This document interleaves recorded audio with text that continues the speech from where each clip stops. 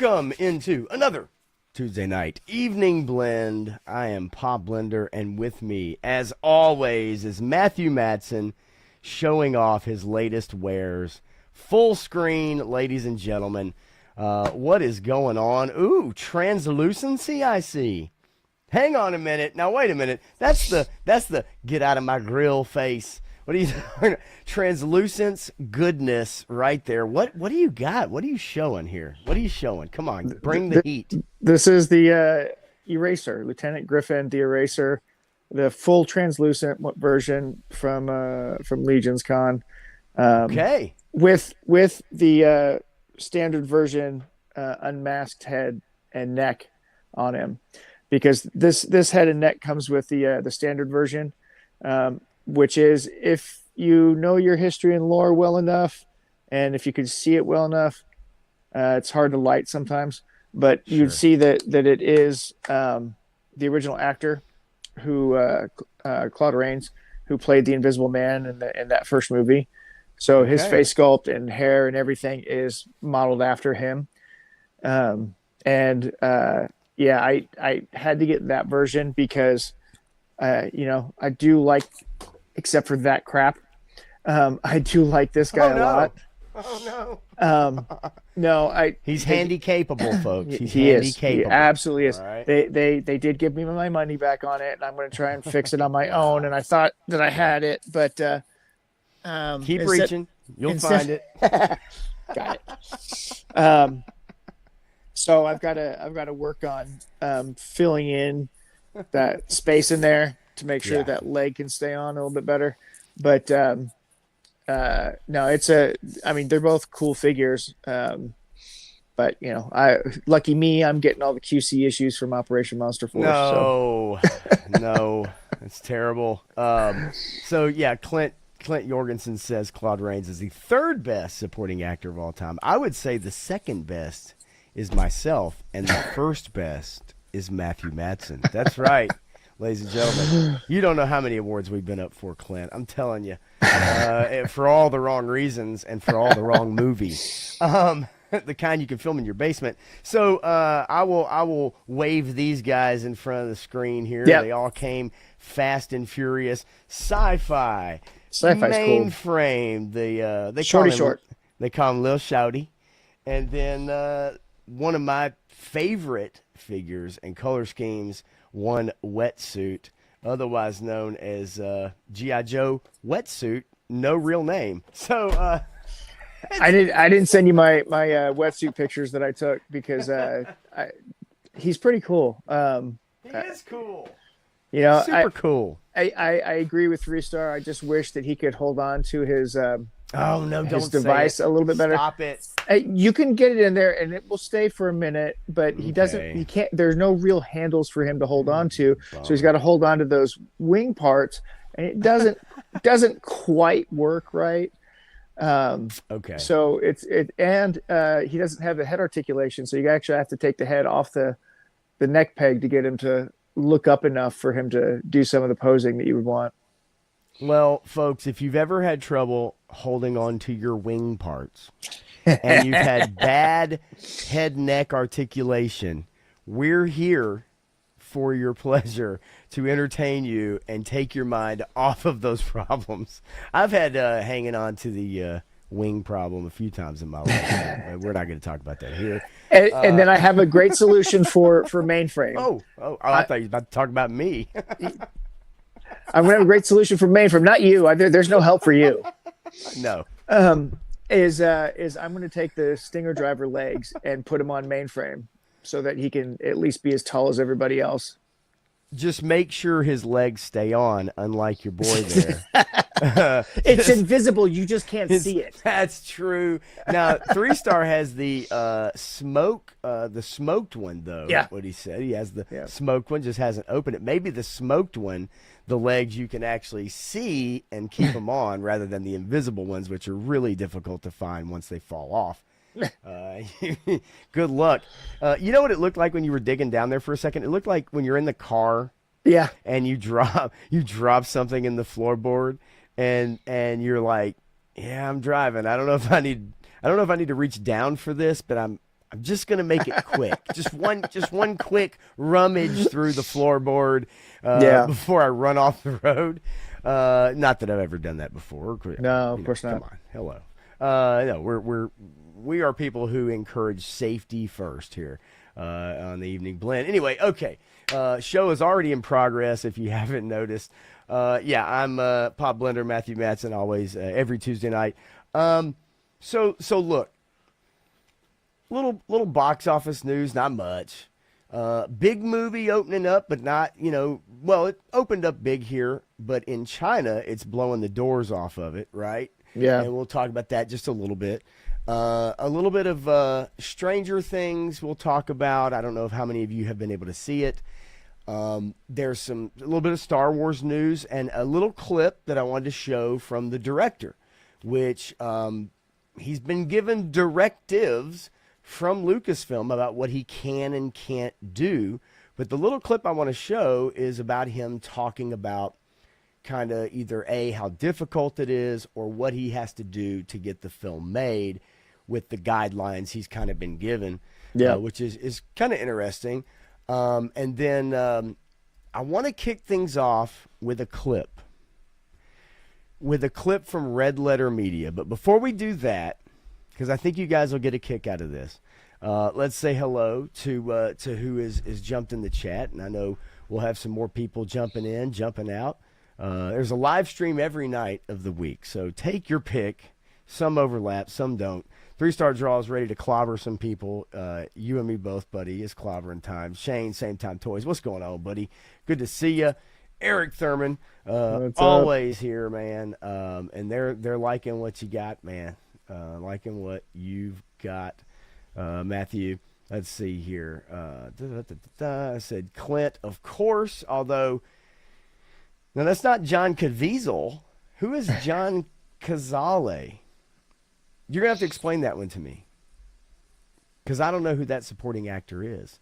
And I probably do, but by name maybe I don't. Garaf is here. What's up, Garaf? Going on with you, buddy? Just opened Sci-Fi today. Sci-Fi's great. Yeah, He's good. the nostalgia, and whether he was one of your favorite, figures back in the day. Obviously, they've done a great job with him. We all know that. They tend to do that. Menjoza is here as well. What's up, Menjoza? Wait a minute. Clint says, Sci-Fi was the last 80s Joe I got. Oh, wow. So that was a little early. Got Sci-Fi for 20% off at our Kroger owned supermarket last week. Dang, is that how it's going these days? Is that how far off the classified line has fallen?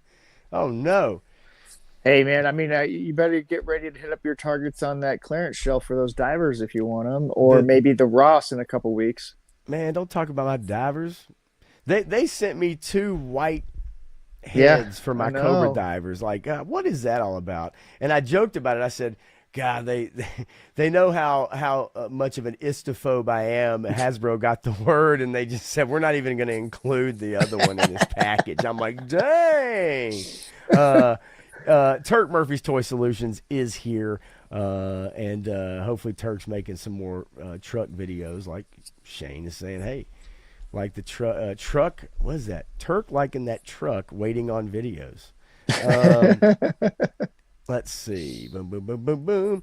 Yeah, the reach for Sci-Fi, of course, everybody wants him. Who wouldn't? He looks great. No, yeah, he does. He moves real well. I like the special effects can be used interestingly, I think. Sure. I like the fact that you can have full faceplate or half faceplate with him. I do like that. I think that's a very, very cool kind of addition there. I really do like that.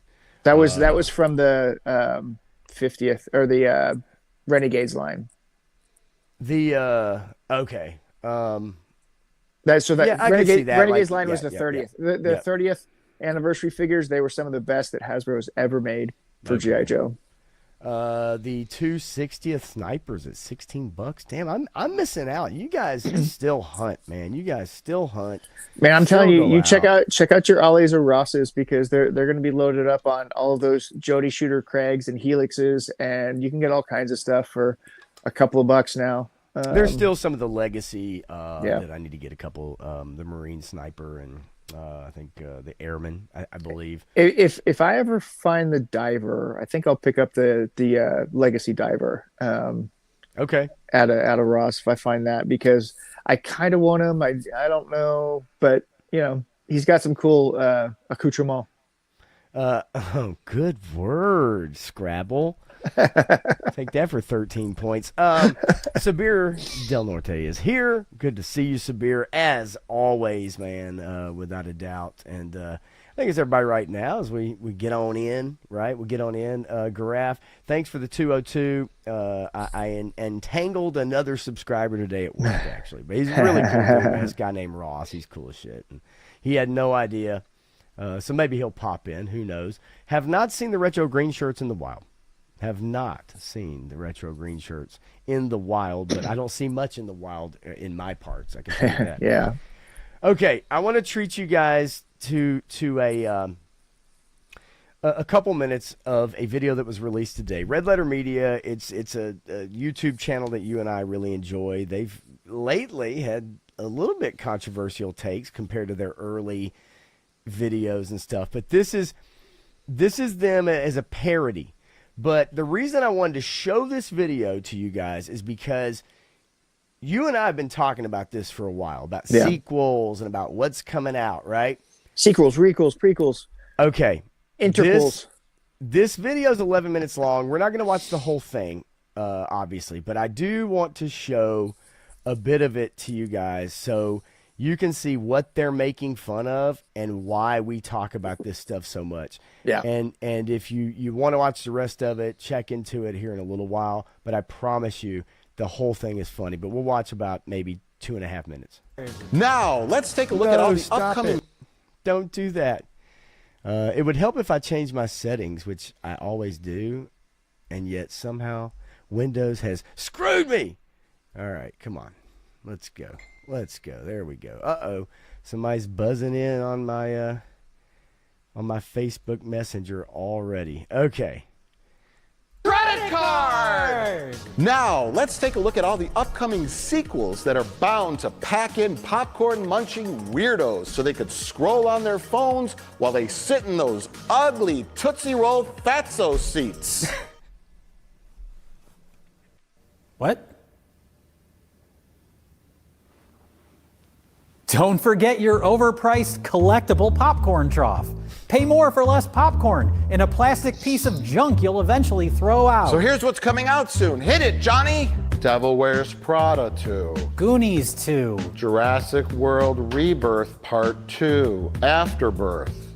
Aladdin 2. Practical Magic 2. Mortal Kombat 2. Zootopia 2. Five Nights at Freddy's 2. Greenland 2. Migration. Hunger Games. Sunrise on the Reaping. Evil Dead Burn. Mario Galaxy Movie. Zombieland 3. Gremlins 3. Orphan 3. Minions 3. Incredibles 3. Jumanji 3. Thread, An Insidious Tale. Scary Movie 6. Star Wars. Mandalorian and Grogu. 28 years later, The Bone Temple. And finally, Avatar, Fire and Ass. But let's not forget about superhero movies. There's a lot of those. And we're not even going to mention TV shows. Just the movies. First up, it's... Is that the tape? Supergirl. Spider-Man 3, Brand New Day. Clayface. Avengers Doomsday. Spider-Man Beyond the Spider-Verse. I already said a Spider-Man movie. This guy animated. Man of Tomorrow. The Batman 2. Avengers Secret War. Then, nearly every second on social media, there's an announcement of something that's in the works or in development. Yeah. That pretty much sums it up. It literally it goes on and on for 11 minutes, and everything they talk about is nothing but. It's still going. Yeah. Oh yeah, no, I know it's still going. Okay. It is literally sequel, sequel, sequel, sequel, sequel, sequel, threequel, threequel, sequel, sequel, prequel, prequel. Then they get to the TV shows, and it just gets even more ridiculous because. Yep. It starts getting, really silly with all the prequels, and they're like, I wonder what his story is. And it's just one after the other. But we talk about it all the time. It's, what is original out there? Nothing. And what are they writing that's original? And it's not. It's just one sequel after another. And, look, the video is great. I enjoy their content. But it is indicative of what we talk about all the time, which is there just isn't anything new, even for a younger generation, to put their stamp on and say, hey, this is ours. It's something that's 40, 50 years old or older, right? Yep. 30 years old. K-pop Demon Hunters, that's your only one. That's about it. Yeah. Look, I would love to see Sydney Sweeney as a Bond girl. I'm not going to lie. And maybe they'll be bold enough to do that. I doubt it. But maybe they will. Do you remember all the just a couple years ago? You guys might remember the Bond talk about who was taking over for Bond, and it was that one girl or non-binary person that was supposed to be taking over. It was what, Phoebe Waller-Case, wasn't it? The one who was supposed to take over Indiana Jones and take over James Bond. And... Yeah, but it was a black chick. Oh, it was okay, with like a not shaved head, but really short hair and whatever. And it's like, nobody really cares if the character's good, but it was just indicative of kind of like, hey, let's just take this, replace this, but then just keep doing the same thing. Now, Bond is one of those things that has been that way for a long time. Right. There's certain series, certain properties that have been that way for years. They keep kind of adding on to it. But ultimately, it really comes down to what original ideas are there. And this video, honestly, it encapsulates it beautifully. Yeah. And I see one bloke sliding in here, and I know why. It's because Sydney Sweeney. Hey, we talk about Sydney Sweeney every week. We do. We actually do. It's a call to arms, right? And we were talking about a call to arms. We were talking about her last week, and something. we're thinking, where is Ronnie? I know. Even the wonderful picture and she's look, man, she can show up wherever she wants to.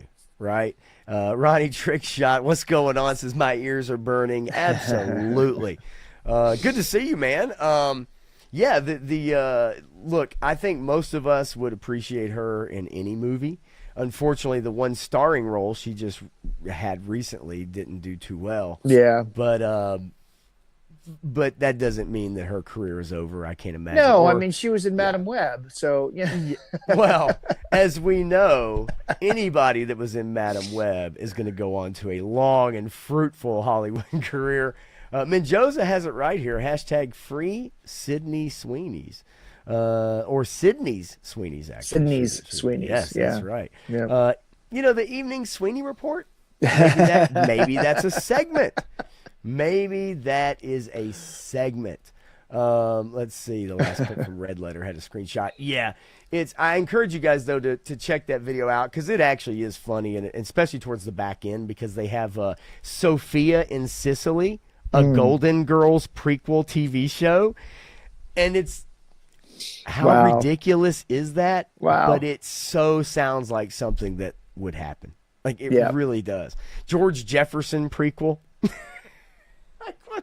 How did he build his dry cleaning empire? That's it. How do you get started? But no, I wanted to show a little bit of that. But yeah, you guys, you need to check that out. You have to. It is actually pretty funny. And I was a little surprised you hadn't seen it yet. But you're a busy man. Yeah. I was watching all kinds of other stuff today. There's a lot going on. Yeah, you were. We're gonna talk about Stranger Things. We're gonna talk about. Well, there's not much to talk about Welcome to Derry because honestly, in the latest episode that I watched today from Sunday, not a lot happens in that episode. Just a little bit of backstory. So, and for those of you who hadn't seen it yet, it just fills in some stuff. I'm caught up on Landman, and that show is awesome. I need to get caught up on Tulsa King because I think the series finale or season finale just happened. That's a great show. for you Landman fans, and I liked season 1. I have not gotten into season 2 yet. There's no particular reason. All right, no particular reason other than just sitting down and like knocking out these episodes, because that's kind of what I really need to do. If I break them up, it's not going to happen. I need to just sit down and take 7 hours, right, and just do them all. That's the way I roll. Yeah. Why can't they do anything new? It's called risk aversion. Yeah, so some places are, but most aren't. And the larger the corporation, the less risk averse they are. And in the early days of Hollywood, everything was a risk. Everything was a gamble. And you had to throw stuff out there and see what stuck and gamble on making a profit. So you had to keep budgets low and then expectations high, and then that would play out. But now corporations are caught in this whole game of the sequels, the properties that they own that they want to capitalize on. So they want to continue to profit on these properties that they've acquired.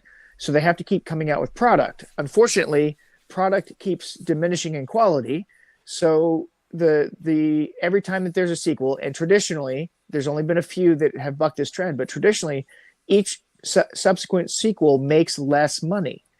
And so you have a diminishing return. And so then the franchise is over or put to sleep for a while, and then you can revive it later if you still have the rights. But these companies can't let go of these properties that they own because they paid $4 billion for them. Yeah, that's also a big part of it too. You're right.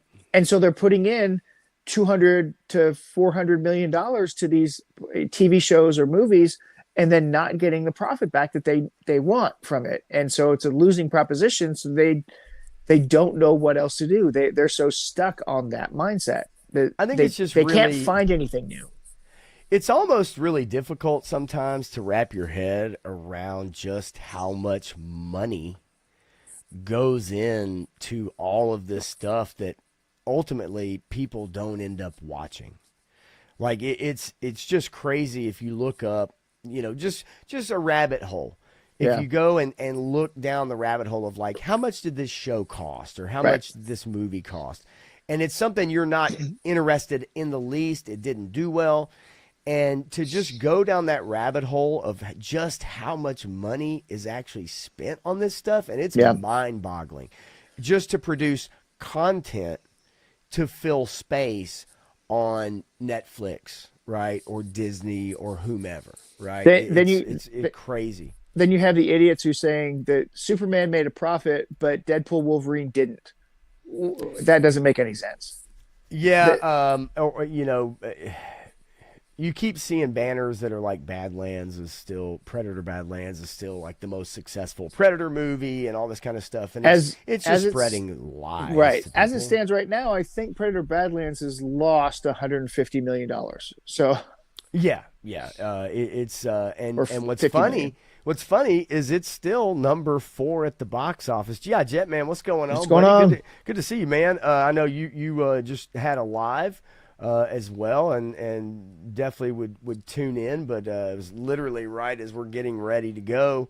Ronnie Trickshot says, ain't nobody got time for TV at the moment. There's cricket on. Hello. Oh, okay. Yeah, well, I gotta admit though, Ronnie, and down there, I suppose that probably is right. Like not only being involved, but probably watching. I'm curious to see. You got to understand what a crumpet is to know how to play cricket.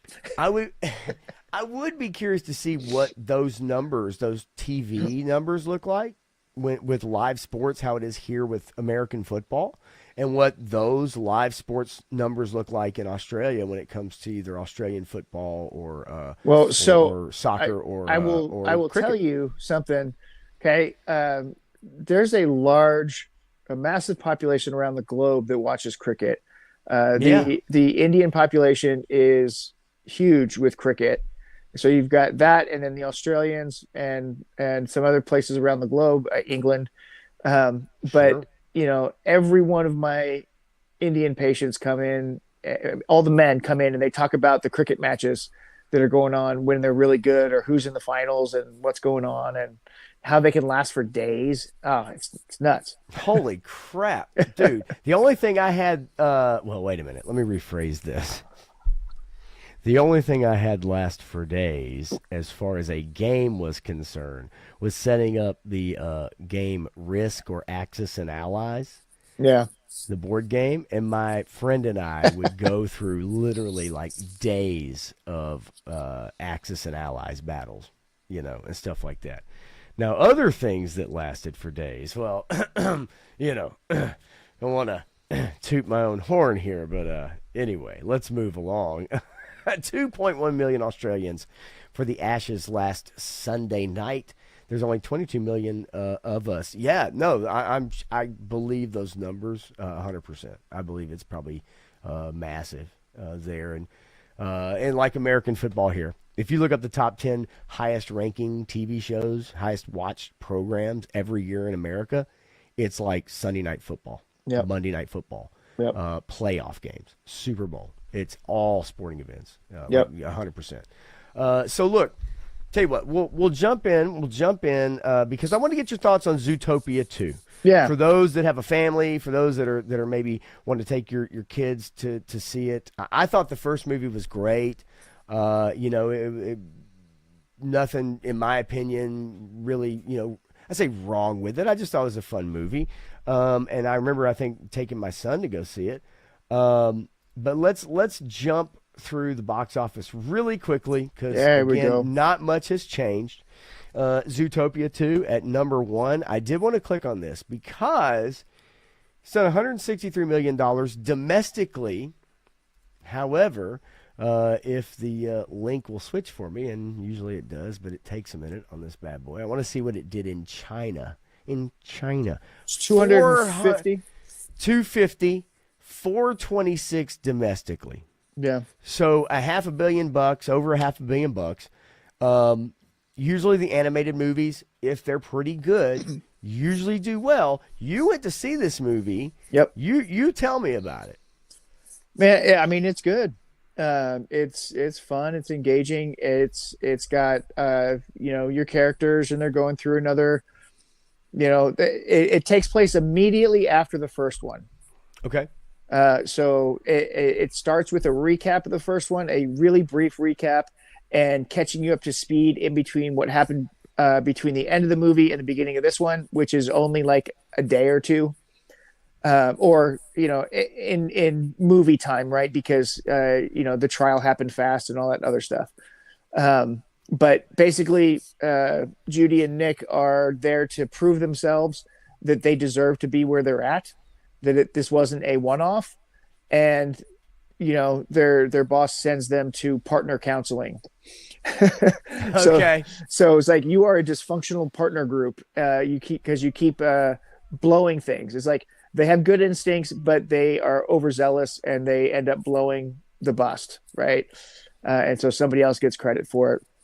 They make a mess of the city again, but then they uncover this new plot, and they're trying to figure out what's going on with this new plot. And you've got Short Round is one of the characters in this. That's right. Yeah. And so I think that's another reason. I mean, the Chinese already have a Zootopia land. So in their Disney park, there's a Zootopia land. That's how popular it is, but even more so because of that character and how he's presented and what they want to do with him.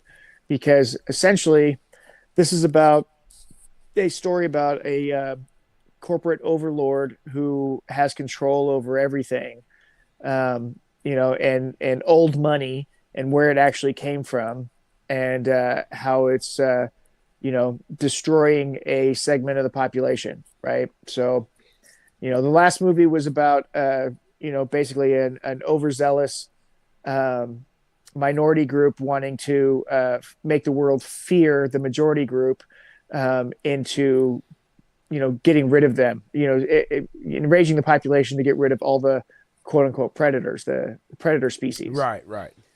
Saying that they're all dangerous to cause fear so she could generate power and all this other stuff. This one is about corporate ownership and corporate control over governments, kind of, in Which a way. seems like a pretty popular topic with a lot of movies and shows right now. Even video games, I think, is a very common and relatable topic, I guess, for a lot of people when it comes to corporations and which is always funny when I see corporations make movies or produce art that is about the big corporation, right? Yeah. Like, but you liked it all right. Yeah, your family went to see it. You thought it was pretty good. It's good. If you have, you know, real young kids, there's some scary stuff that they may not be into. There is a lot of story in there too. My daughter's 9. She was engaged the whole time. And there's some good songs in there. Giselle, what's her name? The Giselle character is Giselle or some. I can't think of her name. Shakira, whatever. Shakira. Yeah, Well, and so hips she don't lie.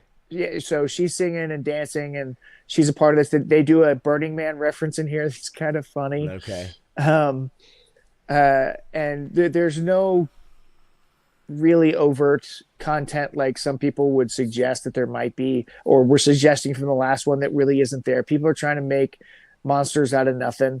It's a anthropomorphic fable, right? And so that's all it is. That's all it's meant to be.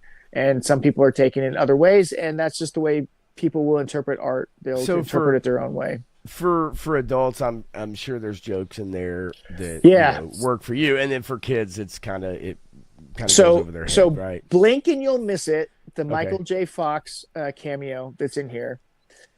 He plays a character named Michael J. the Fox. Stop it. And Stop it. Yeah, so that's his character name. But you wouldn't know it because it's a literal blink and you'll miss it. They're walking down some cells as some people are being arrested and thrown in jail, and you look over and you see this fox getting ready to beat this his cellmate up, and he looks at you and says, "What are you looking at, butthead?" Oh, okay. Now that I can get into, and if you're old enough, you know what that is, right? Yeah. That's good. I figured you liked it. You're pretty selective about what you're going to take the fam or what you guys are going to go out and see with the kids, and this, by all metrics, this is doing extremely well, and again, extremely well. Yeah, $250 million from China alone. You know, it's over $400 million international. 163 domestic. Yeah, it's doing well, and it's speculated that it's going to hit over $1 billion, but how far over $1 billion, I don't know. So we'll see the longevity. I'm curious to see if it can beat Avatar. Well, that's the game right now, right? Is can it beat Avatar? Avatar's got this freaky thing going on that nobody can understand because you don't know anybody who's seen it, but it makes billions of dollars. I do have some early reactions on Avatar here in a minute to share. We'll roll through those.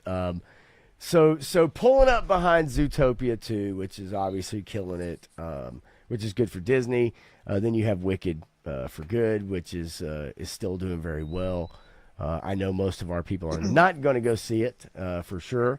But you know what's funny about the Wicked for Good is if you look at the numbers breakdown, it's not making a lot of money. I mean, comparative to maybe budget. I mean, look, it's doing better here, but that makes sense. It's not got an international pull. Yeah, right? Not so much. Not really. Yeah. And if you think about it, you put it all together, it's doing okay. It's not making the numbers that they expected it would make. Well, and it's an American play. It was very successful over here, but also I think the movie too, I don't think it maybe translates. I could see why maybe, foreign audiences would not be that interested in it. I totally get that. Now, I've also heard, haven't never seen the play because it is expensive, but never seen the play. But I understand that the second half of the second part or the back end of the play is not as good. And you're hearing that out of the movie too. It's just people saying, "Hey, the second part of the movie is just not that great." And so I don't know. Word of mouth and whatever. The songs aren't as good. It's not. It's not doing what that original or the first one did. Even though you got a lot of people going to see it, I think we know what kind of crowd it's after, and it targeted that crowd successfully. Absolutely. But I don't know. I don't think it's going to do as well as the first one. You know, Well, I really don't. and like you said, I mean, everybody kind of knows if they've seen the play, and so that's gotten around. And then people watching this and they're saying, "Well, the songs aren't as good." Well, that's exactly the way the play was too. The second half wasn't as good as the first half. Right. Let's see here. I'm trying to get this up, man. Just to let you guys know, the numbers website is really finicky. Yeah, And but I it don't is the know, most accurate source that we have because it Box Office is, Mojo has lost its mojo. but it's really freaking finicky. Yeah. Like just trying to get it to come up. Yeah, it's the hang on. ads and stuff like that. I'll see there. if I can, and I'll be honest with you. I don't think it's that crucial. Yeah, But yeah, it's literally just sitting and spinning. Okay, like right, have you Ronnie. ever told me I sit and spin on it? Yeah, sit and spin. Yeah, that was happy days. Avatar is dumb. I never understood the docking tails thing. How could you not understand that? I mean, it's how they had intercourse, right? And then they had intercourse with the trees and the animals, and they bonded with everything. I By mean, those docking their tails. Docking I mean, is the key word. is the yeah. I mean, there it is. There. I mean, you answered the question yourself. And I tend to do that often. I ask stupid, pointless questions that I can answer myself, and that's what. I was never into it. I wasn't big on 3D when it came out, and everybody was raving about it. And I said the movie looks stupid, and then I watched it, and I said yes, it's Dances with Fern Gully. I want to go through some of those early reactions. I mean, you're not off at all. I think most people equate that, and like you said, you talk to people. Most people you know haven't seen it yet. Yeah. Somehow it makes over $1 billion or more. So let's roll down this real quick. The Now You See Me movies, they're fine. Do we need a third You know one? what? It basically again calls back to that video a second ago, right? Where it's just Now You See Me, Now You Don't 3, Predator, Badlands, Running Man, The Rental Family, Hamnet, Sisu Road to Revenge, which is not going to do well over here. But Unfortunately, it's just a pure it's action flick. Yeah, and it's a good action flick, and I recommend you guys go see that one too. The first one was amazing. The second one's pretty good. So go see that if you get a chance. If you want to see a good action movie, it's nothing. It's not reinventing the wheel, but it's good. No, but the first one did really well, and this one, by all accounts, is just back on the horse again, basically. Hey, Ronnie Trickshot confirming he's not a tree lover. True story. You anti-environmentalist, you. No hugging trees for you. War Chest, what are you doing, man? You know, sex with animals and trees. Yeah, that's about right. Oh, wait, you're talking about the movie. Wait, okay. I thought you were telling. Hey, look, you're not wrong, GI. A lot of people would rather just watch the original. You know what? But And the you know play what has else? fans. The play has fans, man, and they are diehard, dude. So- They're so- diehard. You know, you can watch it in succession, right? You can watch the trilogy, right? Oz the Great and Powerful, followed by Wizard of Oz, followed by The Return to Oz, and you could get the whole story over the generations. It's interesting. The Return to Oz is more faithful to the writings Right. that were in the book because it is dark and creepy as all get out, and they actually used a little girl in that movie. And so it makes a little more sense because Dorothy was supposed to be like 9 years old or whatever. And then you put it in the context of the mental institution and how her friend may or may not have actually existed or was somebody who was abused in that mental hospital with her. It's really interesting. I was going to say, speaking of imaginary friends, but that gets me into two shows that we're going to talk about here in a second, okay? That gets me into two shows we're going to talk about here in a second. But because it was brought up, I can't argue with that, Ronnie. I can't. I think that. Well, okay. We'll stay. I don't even know.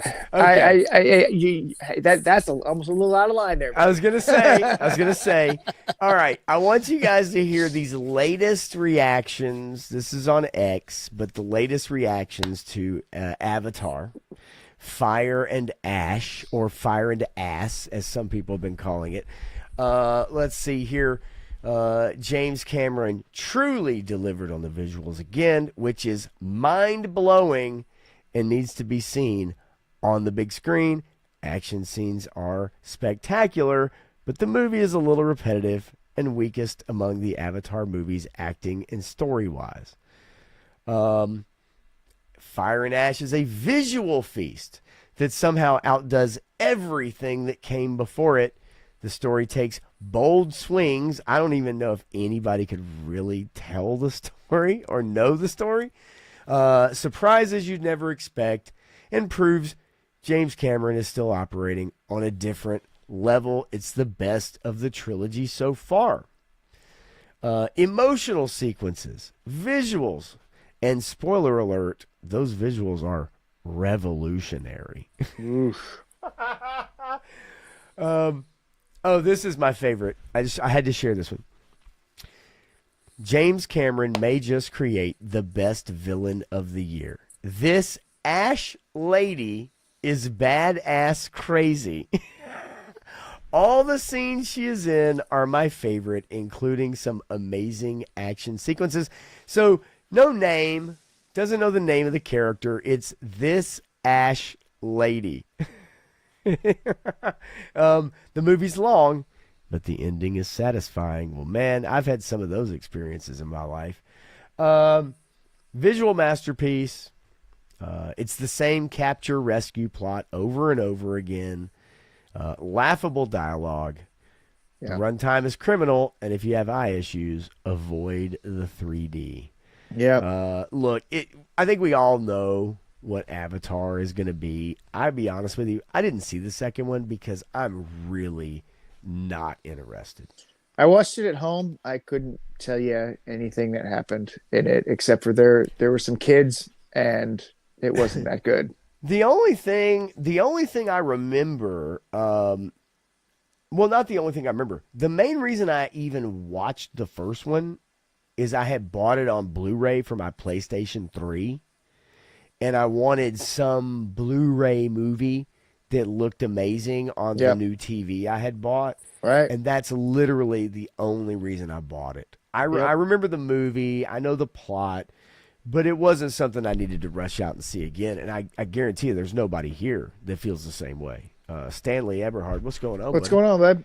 And why is Warchest keep yelling at us? Why are you yelling at us? He's a little angry tonight. He's a little pissed off. And he's pissed off because we're not calling it the #1 movie in the world, but he is making it's not out yet. Declaration. Well, it doesn't have to be. We all know Avatar: Fire and Ash is the #1 movie in the world, even if it's 3 years away. For the week of its release. For the week of its release. Joe Fan 84, what's going on, buddy? Good to see you. Look, get comfy in that chair, buddy. Get comfy in that chair. Gareth, I would love to look up those reviews from Blue Sky, but I got to be honest with you, my fingers just won't reach out and touch someone from Blue Sky. They're not going to type those words into my keyboard. I don't know what happens every time I try. It just doesn't. I don't want to associate with anyone on Blue Sky because there are way too many PDF files over there, amongst other things. The Blue Skies are a fallen. Yeah. Okay. I want to hit up some... Jetman, I know. It doesn't matter. Yeah, that's right. She wasn't cast because her voice was too high, and there's all kinds of reasons why she wasn't cast, and they picked somebody better for the role at the time. I would have liked to have seen an AI Shirley Temple cast in Wicked. No. No? No. Come on, play with me here a little bit. You know, I mean, I've had her drink. Her drink is fantastic.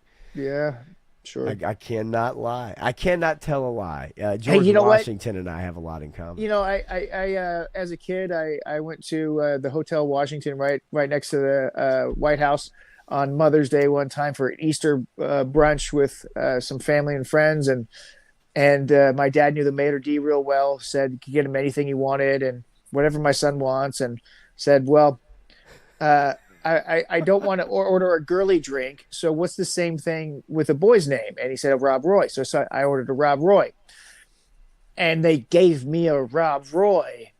at 8 years old. And you felt like a king, didn't you? I drank it and I said, "This tastes funny." My buddy kicked me and said, "Shut up." Oh, that's beautiful, actually. Okay. I bet you guys didn't know this. Matthew, I bet you didn't even know this.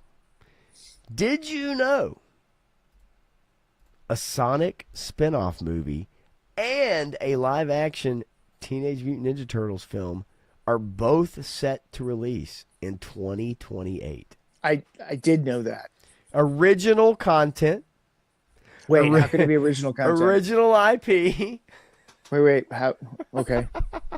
Yeah. Another live action, as if the last couple or weren't good enough.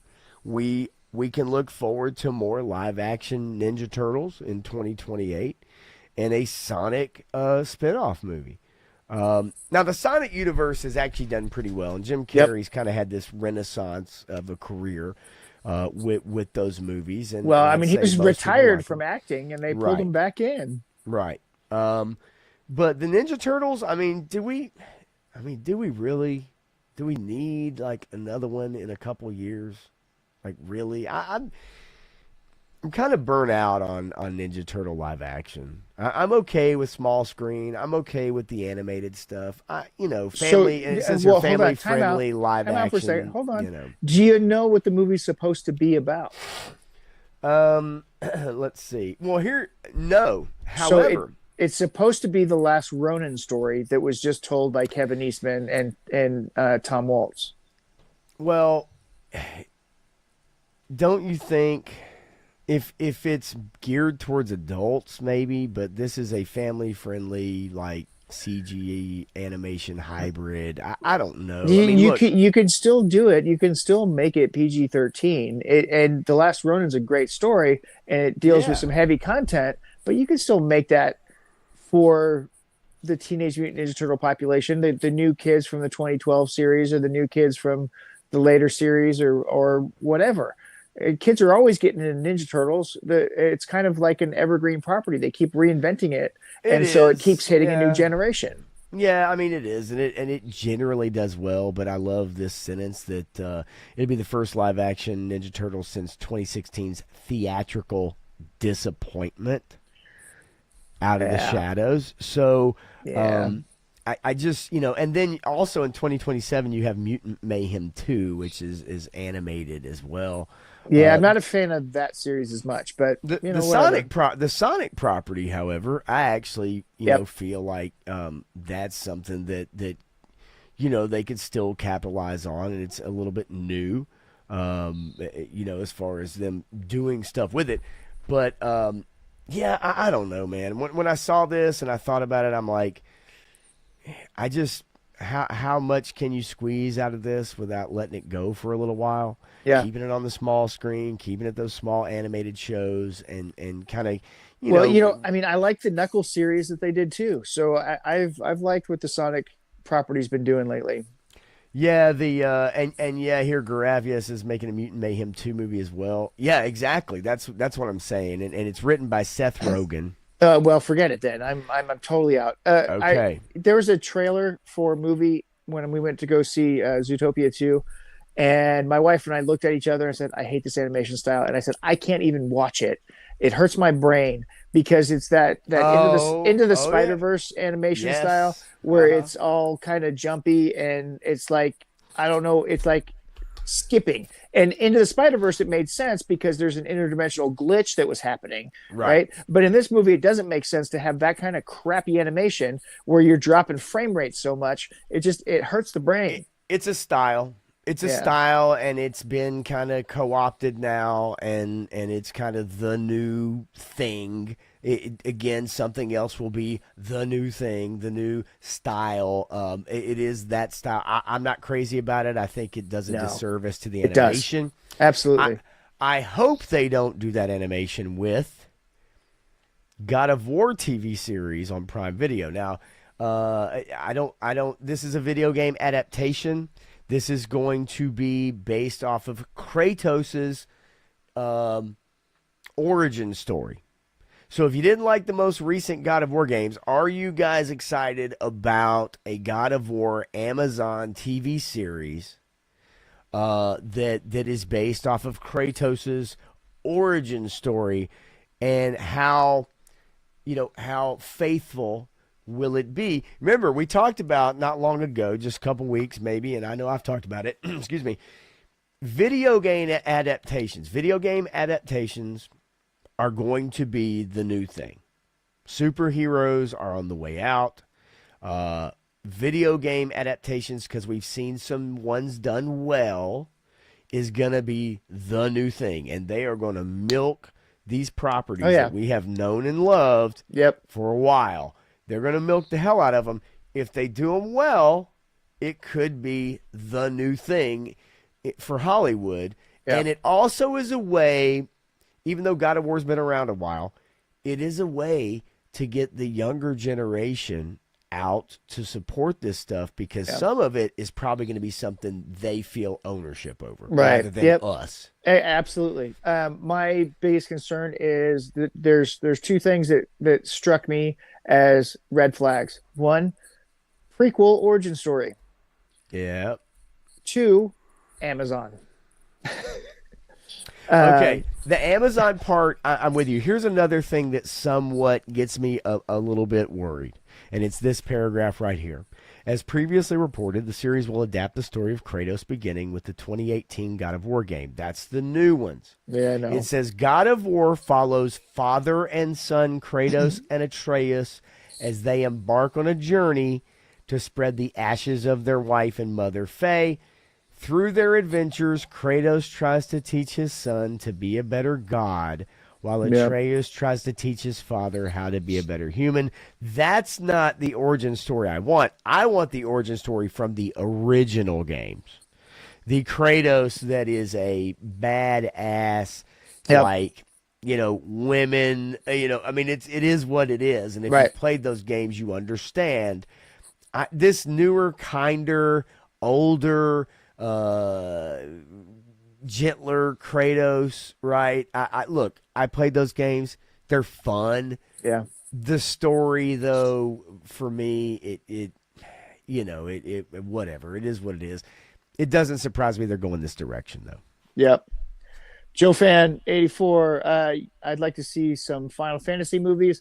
Well, they have the Spirits Within, and they have Advent Children. What'd you think of those? Now, if they do Final Fantasy VIII, like you said, that might be interesting. I'm all down for Final Fantasy stuff, but it has to be done well, and it has to follow one of the storylines that we kind of know from the games. Which game you're going to pick? Well, you've got 12 of them, 13 of them to pick from. Sure. The first 8, maybe 10 have the best storylines, in my opinion. After that, it's kind of all over the place. But... And that's, I think with something like Final Fantasy, it's difficult because you have so many games. I think if you have, a series that's maybe a little easier to follow, you can condense that down and kind of find that starting point that most people know. I did want to bring this up, although there's a couple comments like Pedro Pascal as Kratos. God bless us if that happens. 3-star, I'm with you. 100% I'm with you on that comment. I don't want the family-friendly, mournful, sad, bad dad Kratos who gets told by all the women that he's a bad person and he needs to do better, Senator. But I want to bring these shows out because the guy who's evidently writing the first couple of episodes, here's some of the shows he's worked on, and you guys tell me if this makes you excited or not excited. He did work on Shogun, okay?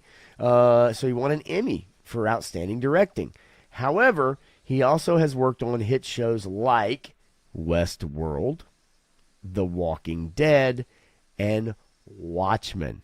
He also is no stranger to Amazon audiences, having helmed episodes of shows like The Boys, Fallout, The Terminal List, and The Terminal List Dark Wolf. So does that make you more interested, or does that make you less interested as I would we need say more... hello to a What's pump up, with toys? I would need more specific information as to which episodes he worked on. Which episodes? If, Yeah, I'm with you. If he was in Westworld season 1, I mean that's a point in his favor. If he was in Westworld season anything other than 1, that's a point against him, right? Yes. You know, if there's several things on there that I'm like, that was good, and other things I'm like, yeah, no. You're right, though. It is very. It's like which episodes exactly, right? That is truly like a real thing. I need to know which episodes exactly that he helmed. Yeah. If you watch season 1 of Westworld, you've got a perfect story, and it ends there. If you go any further with that, it all falls apart and is a pile of garbage after season 1. It's but again, you know, it's some people, they really enjoy that stuff. Some people, you know, that's their jam. I look at, like, let's say Walking Dead. Is that latter seasons? Is that later on? Is that, you know, and I think for a lot of people, they were not into it. The show fell off a cliff, right? And then Westworld, same thing. Show fell off a cliff. I know a lot of people have problems with Fallout. I know for me, I'm a big fan of Fallout, but I fully understand why people are not a fan. Ronnie Trickshot, just for you. You better be quick. There's your boy. There it is. Just for you, bud. Holy moly. That should be against, that should be a crime. Actually, that's what that is. I think it is a crime, actually, in America. No, I kid because I care. Yeah, no, I saw that, you know, God of War, and I had seen a little bit of rumblings about that, and I love that original story. Love the 2 games that came recently. The story, not a big fan of. And if they're just going to adapt that, then I could care less. I've already played it. I've literally played it. Do something new with the property. If you're going to do that, just do something new with it. Yeah.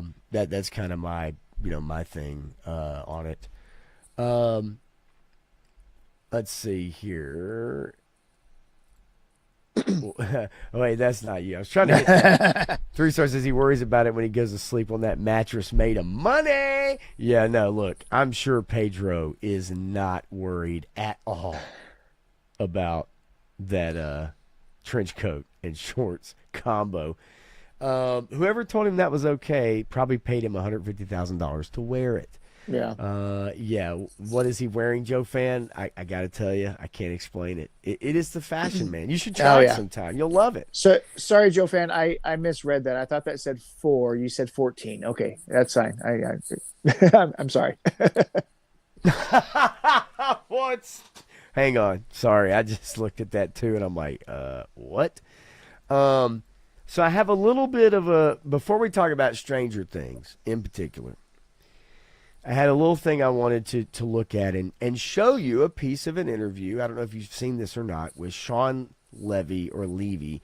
He is the new director for the Star Wars Starfighter movie. And he's been given some guidelines. He's been given some guidelines by Kathy Kennedy. He's been told to avoid legacy Star Wars characters in Starfighter. Who's considered legacy? Well, the time frame of this movie is like 5 years post Rey Skywalker. Okay. Oh, okay. And there aren't any legacy characters left. He's been told to do something new, and stay away from legacy characters. He's asking kind of, you know, what's it a prequel? What's it a sequel to? Whatever you want. Make it feel like your movies feel. That's kind of the approach that he's been given. She said, Kathleen Kennedy called him, said, I want you to do a Star Wars movie. This is the part that scares me, because it says during promotion for The Acolyte, Kathleen Kennedy told the New York Times after reading an early draft of the script in 2019, she told Leslie Headland, you've written a great Star Wars show. Now go write a Leslie Headland show. We know how that turned out. Okay? So Sean Levy has been given kind of the same instructions write your show, but stay away from legacy characters, which means something completely different. Make something that doesn't involve the Skywalkers or the Solos, right, or anything like that. It's like put it kind of wherever you want. And for that, I actually like that. I'm like, okay, let's get out of that. Let's get away from that so we're not having to be tied in where every character knows every character. Right. Do something new. Now, we've seen what happens when do something new, as with the Acolyte, for instance, right? We've seen that. But let's see here. I'm going to bring this down a little bit. And then I want to share a little bit of this interview with him. It's just, it's not very long as far as what he says. Give me 1 sec. I'm going to cue it up and see what you guys think about what he says.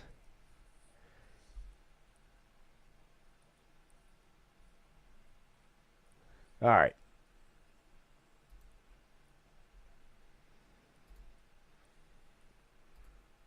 All right, here we go. Boom. All right, you guys tell me what you think about these comments. Every day I'm grateful that the way I was supposed to do it didn't work out. Wow. Because the new idea that it forced me to explore is so much better than the original idea would have been. How are you feeling at this exact? I know you have Jet lagged is the short answer. Yeah, but I mean, but to I imagine you, like you said a little bit ago, like that kid version of you watching Star Wars and now directing your own Star Wars film. You've been on major sets. Deadpool and Wolverine was a massive set. You've done major films. This one has to feel a little different, I have to imagine. It does feel different. It's harder and a more unique pressure than any other movie you could make. Because you go into it understanding how deeply emotional the connection with audiences is. Now, you could argue that's true of Marvel, that's true of other franchises, but nothing is as religious an allegiance as Star Wars. And so the need, the pressure, self-inflicted mostly, to get it right, that's intense. And I'll admit to you, the first few weeks of shooting, it felt like this oppressive sort of this cloud over me, because every day, they would come to me. It's 100 questions a day. And especially with Starfighter, it's not a sequel. It's not a prequel. It is not legacy characters, and it's not in a period of time in the galaxy that's ever been explored. It's 5 years after six, after right? 9, after Rise of Skywalker. Yeah. Oh, wow. But what this means is that we are inventing everything in this movie. And the desire to make design choices, character choices, planet choices, costume choices, droid choices, alien choices, all of it needs to feel Star Wars-y. But I am freaking determined to not let any of it feel derivative or lazily copycat. And I'll say, so far, the encouragement I've gotten from Disney and from Kathy Kennedy and Lucasfilm to forge new ground. It's been the one constant ever since I gave them an out. So, is there hope that this movie can be something special? It's the first Star Wars. I mean, you've got Mando and Grogu coming out in theaters next year.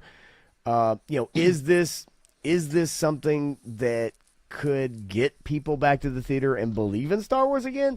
I don't know. I don't think so.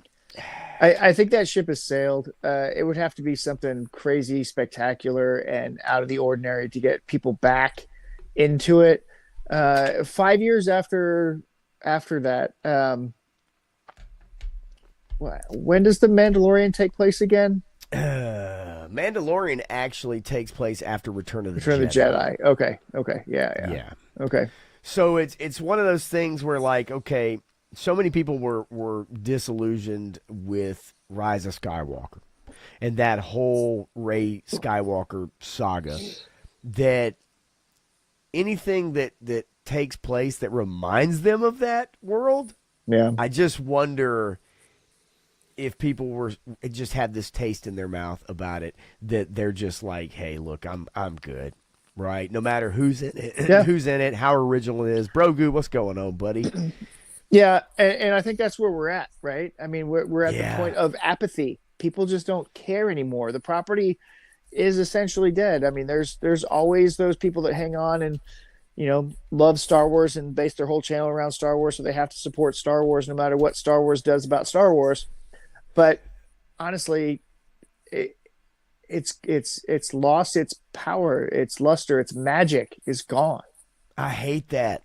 Yep. Like, and that's what he talks about. Look, so can you imagine? You guys imagine out there, you know, if you are, you know, a director or a showrunner, it's your creation. They give you a blank check. They say, we want you to create this thing. We want you to write a good story. And you go into it with the best intentions. Maybe not. Okay, Leslie Headland. But you go into it with the best intentions. But I can see what he's talking about, where there's all this pressure, right? That you have this fan base to try to please that is so pissed off, that is so humongous, that no matter what you do, it's going to be just, I mean, look, George, the scrutiny from the prequels, you know, what George went through disillusioned him from ever wanting to do anything else again other than animated shit where he didn't have to worry about a major motion picture. And I could understand this guy, and this Sean Levy's the guy that did Deadpool Wolverine. Am I incorrect about that? Like, you know, this is a guy that made a pretty damn successful movie, a funny movie. It was fun. It's one of the best things that's come out in a long time with the MCU. With the MCU, you tell me what's better. Yeah, I mean, okay, that's fair. It doesn't mean it was good. I'm not saying it was the best, but I enjoyed the shit out of it. I ain't gonna lie. I mean, okay, I'll put it this way: it was fun.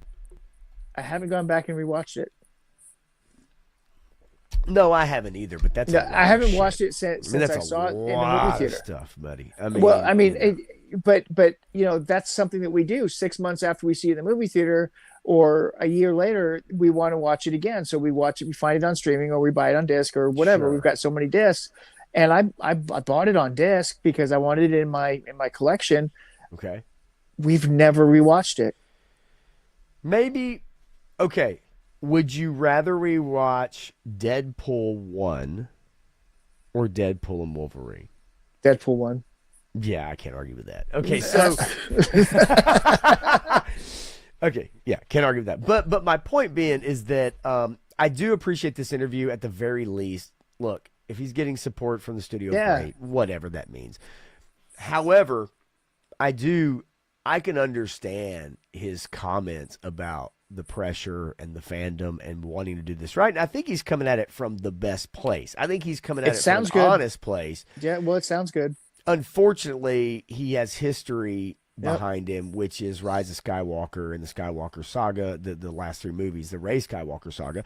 Yeah, and it's hard to get away from that baggage. Where do you go with that? And then on top of that, from what I understand about the plot, it is trying to protect a force-sensitive child from falling in the wrong hands. And so we are back to Lone Wolf and Cub, the Mandalorian Grogu story. So, I mean, you're treading the same ground again. Yes. I mean, if you only got the one story, it sounds like you only have the one story.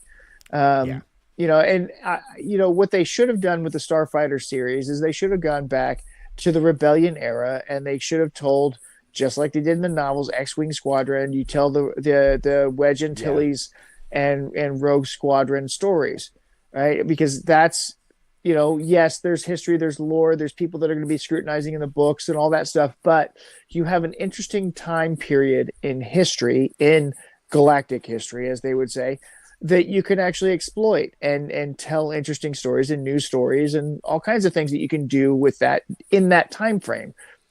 You know, and it's like the Star Wars underworld. It's like Andor. It's that whole era, right? That prequel, and then just after Jedi time frame. You know, anywhere in that time frame, you can do a lot of things. Now, with the sequel series, it kind of ruins all of Star Wars. So where do you go from that? and now you have to deal with the world then, which doesn't make any sense. I will say this. I'm with you. I think that look, speaking of video games, some of the video game Star Wars video games that have been put out and were put out years ago, I think they could have taken some of those. I think you could take Republic Commandos, for instance. Well, You know, I think you can make a great film out of the clones and sticking together and make a great film out of that. I think that would be fantastic. well, Gina Carano was supposed to lead the Republic Commandos. Yes. That was a whole series that was in production. Yeah, I'm unfortunately, well, we all know what happened there. And look, I'm not saying that show would have been the best show. You know, we don't know. We have that, no idea. right? We don't know that. But we have seen what they've done, you know, with the property. And one of the mistakes that they did make was actually this one, which the writers of Star Wars Rebels have come out and said that they had no idea. They told Disney it was a bad idea to make Sabine Wren a Jedi. Jedi, yeah, in I the saw that. Ahsoka Yeah. series, It really and was. Disney ignored them. And Yep. when they wrote Star Wars Rebels animated, they had no intention. This was Yep. not part of her story. Nope. They never set this up. Nope. She had her own arc.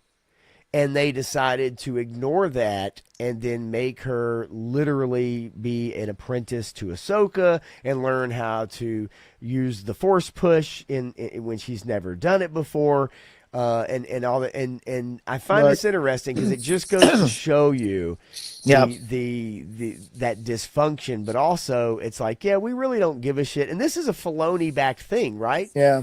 Rebels, Filoni knows all about that. He decided, I'm going to take this character and turn her into a Jedi, and it makes no sense. It doesn't make any sense. And like I was saying last week, the Mandalorian TV show should have been an anthology series of Mandalorians. You have Din Djarin and Grogu. You have the Lone Wolf and Cub story. Okay. The Cub goes off to train with Luke Skywalker. His story's done for the moment. Then Yep. you tell Boba Fett's story. Then you tell Bo-Katan's story. Then you tell Sabine Wren's story. And then you bring all those characters together to tell the Restoration of Mandalore story. Right? And then you could bring back Grogu as a trained Jedi at that point, a Jedi Knight, or whatever, if you want to bring him back then. But then at that point, you have all these Mandalorians that have integral history and connection to Mandalore, and then you bring back Mandalore. But then they hyper-focused on Din Djarin and his cute little puppet friend, and you can't let it go because it's merchandising, because you're Disney, and you don't have a creative bone in your body. I just feel like it's just frustrating that they this- could have done so much better. You've had some things laid out for you, and a lot of times recently the animated stuff's been far superior Yeah. to the movies and the shows, and I just feel like I could see where these writers would just say, hey, look, this was not part of the plan, so Right, don't yeah, blame us, right? Don't You blame- blame yeah. them, don't come Yep. after us. Yep. I gotta say, Eric Thurman really hit it on the head because he knew what I had the next button queued up for. Well, so I don't think it's going to be Netflix. I think it's going to be Paramount that has a better chance. Here's the deal. So I brought up 3 articles to just show you guys, and this is how quickly the news kind of changes or how. Yeah. Okay, first one, Eric Thurman. Netflix likely out of running for Warner Brothers sale as the White House rings antitrust alarm bells. No kidding. Right? Because That's what I said. Netflix has the #1 streaming company, right? Yep. And Max, a Warner Brothers property, or HBO Max, is the #3 streaming service, and Yep. that would be a monopoly. It says that right here, basically everyone agreed that Netflix presents unique antitrust concerns, Yep. and if it won the bidding war, it would be one long slog and touch off an investigation along the lines of Google and Amazon. Netflix already has market dominance, but if you add a major streaming service, that would stifle competition at some point. Yep. Now, conversely, the next day, I see this article. Warner Brothers Discovery gets mostly cash offer from Netflix. Netflix is put up their second round of bids, mostly cash, in an auction that can conclude in coming days or weeks. Bankers for Paramount, Comcast, and Netflix worked over the weekend on improved offers for the service. Now, the last article that I got, that I saved, is this one. Paramount Skydance has a plan B if Netflix wins the auction for Warner Brothers Discovery. If Warner Discovery is leaning towards Netflix's offer, Skydance has plan B. Netflix made a majority cash offer to purchase Warner Brothers Studio. And it says, while Paramount Skydance has made an all-cash bid for the whole company, including CNN and HBO, Warner Brothers could pick a winning bidder as early as this week. They believe it is now a toss-up horse race at 50-50 odds as to who is going to end up purchasing Warner Brothers. One last thing I was going to add, and then I want to hear you, is a lot of people prefer, and Warner Brothers prefers, that Netflix end up winning it because they have been better and more entrenched in making content and seeing that business through, where David and Larry Ellison are newcomers to major media.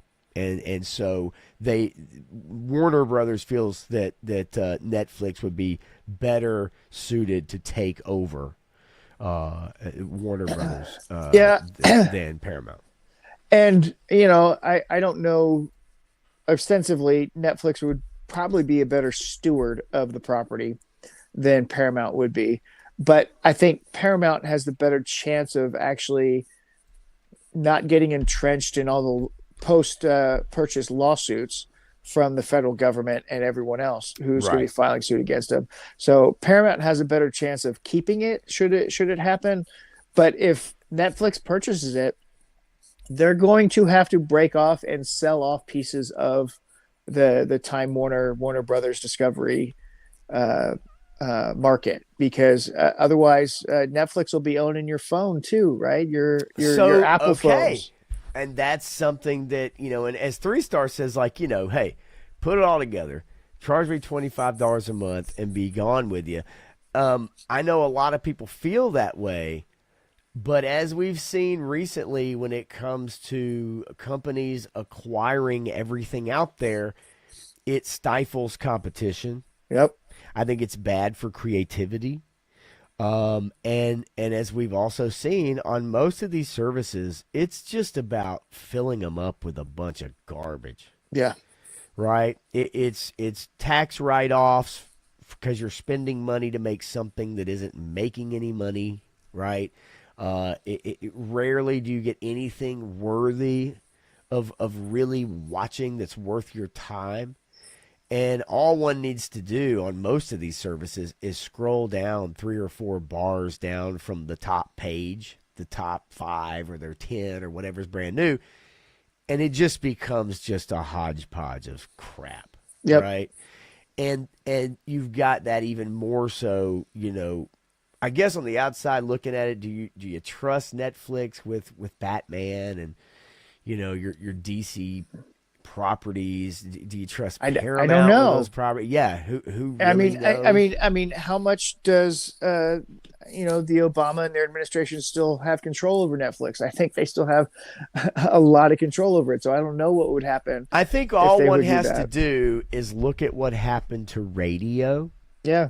When all the stations were bought up by 2 entities, basically. Yep, pretty much. All you have to do is look at the state of the music industry to give you an idea of what happens to creativity. Yeah. So I've said it from the beginning. I'll continue to say it. If you have small independents striving, struggling, trying to find out and gamble and try to make the best decisions to make money, those will always do better than the mega corporations. The mega corporations will always make dumb decisions because they can take the hit and they can keep on going. The little guy can't take the hit, so he's not going to risk something that's a piece of crap, right? He's going to gamble on something that's going to make him money at some point, and so he doesn't want to bet on the loser, and he'll do his due diligence to make sure that he's not betting on the loser. And so that way you have better properties coming out and cheaper. I just can't stress how important that is. Yeah. Like how we talk about it, you guys talk about it, crappy TV shows, crappy movies, commercials suck now. Hey, I've seen some good ones lately. Like they turned a corner and decided, hey, maybe humor's okay again. Man, I don't know. I guess my point is that I just feel like the conglomerate, gigantic, like risk averse way to make art. Yeah. It is so boring, and yes, some art may offend people, right? Some art may give you a different kind of feeling. There's art that's made that you and I get pissed off about, but other people love, or vice versa. So, but that's what it's supposed to do. But when you have these all-encompassing companies that their only goal is to gobble up things that and then make some of the shittiest stuff out of them. Well, they homogenize it. They make it to the lowest common denominator. And it's just like, look, I can equate it to video games. Yeah. You guys play video games out there. I know you do. And when you have a video game that is known for being difficult, that's known for being really hard, and you have to get good to play it, and then the next one comes out and they decide to dumb it down.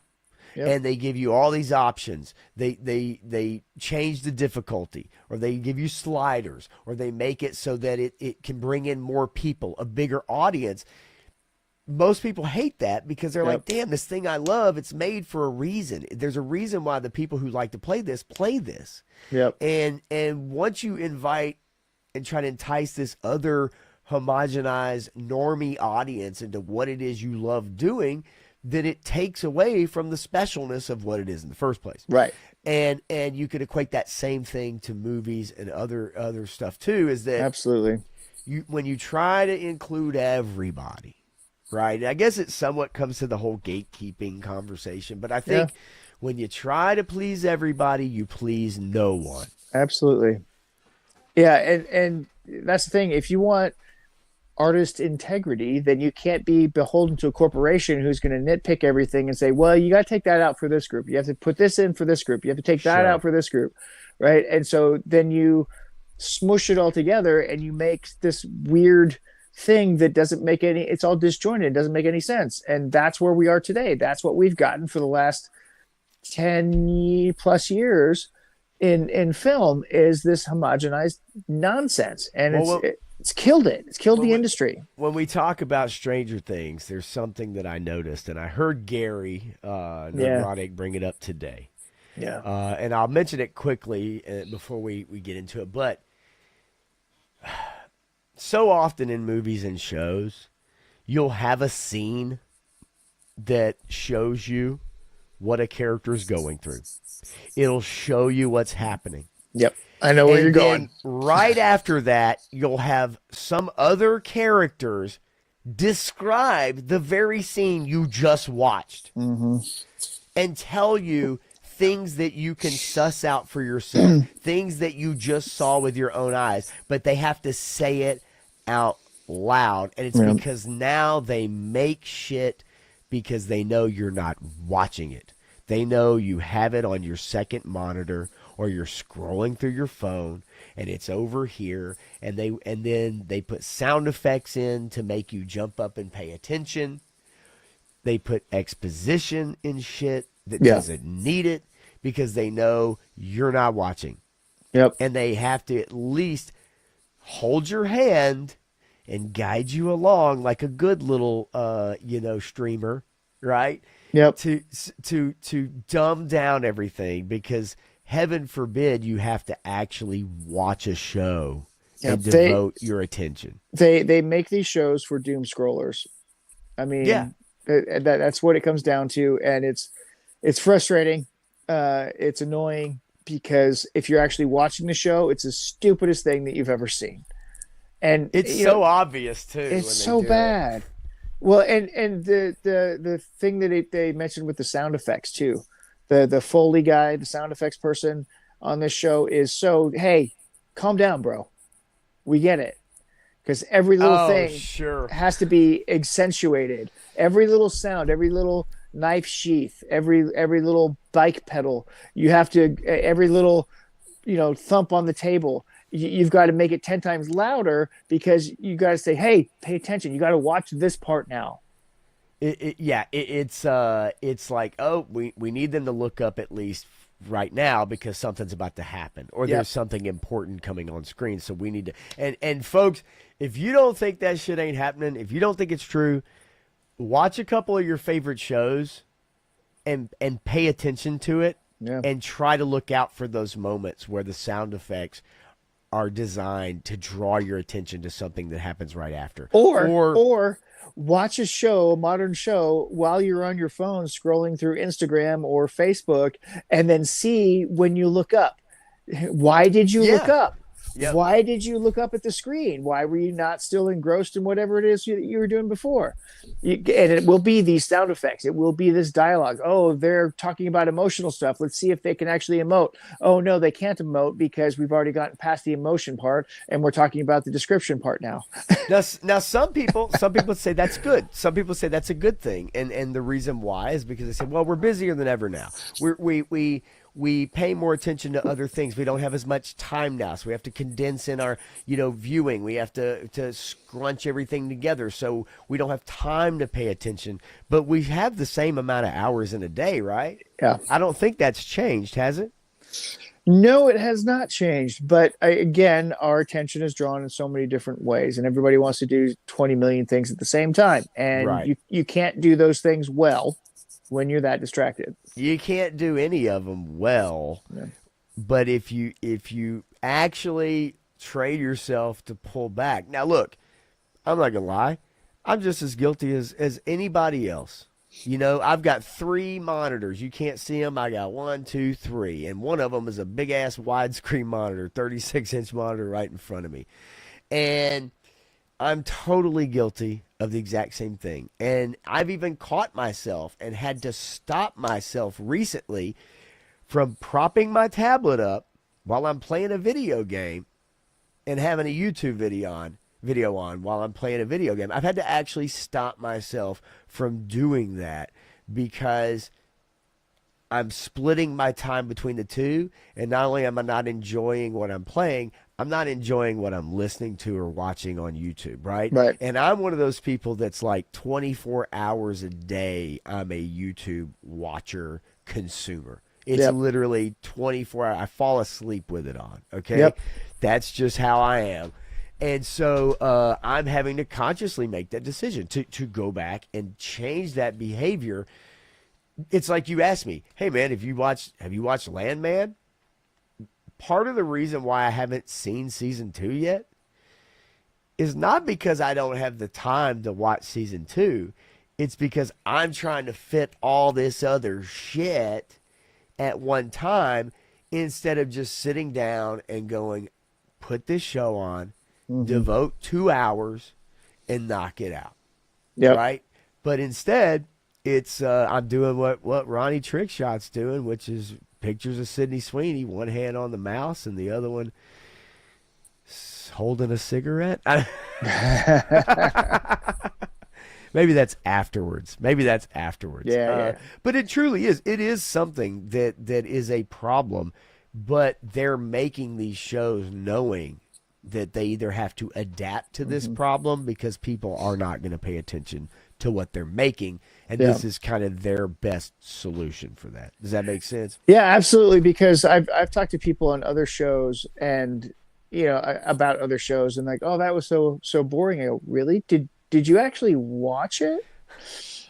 And I'm like, okay. I mean that's your opinion, but I mean, were you actually watching it, or were you on your phone the whole time? Oh, well, I was on my phone. You know, and again, like I said, I'm guilty. And somebody says, you know, do you see that scene with the, you know, and it's like, I don't Oh, remember but that. yeah, But I yeah, watched the whole thing. sure. But then you got to go back to YouTube and you got to find the clip of it because there's a clip on YouTube of it, and then you can watch it there, and then you get your Right. refresh, and then you go back on.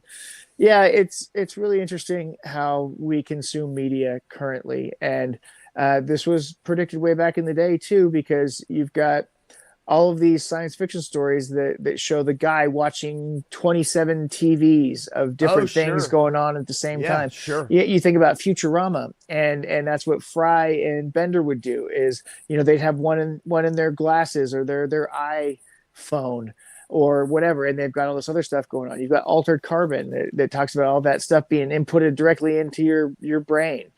That stimulation overload desensitizes you to everything else. So So, that's where we're at right now. you know, I mean, look, we have to deal with it. It is what it is. It's just sometimes when things are pointed out to you and then you go back and you start to look for those things, they stick out like a sore thumb. And They a sure lot do. of people are able to get past that, right? A lot of people are able to get past that. You and I have talked about it with some of the girl boss stuff or other social things, messaging that we see in shows. A lot of people, that stuff goes right past them because they're just not either, they don't care, which is understandable. Yeah. Or it's just never really been pointed out in a way.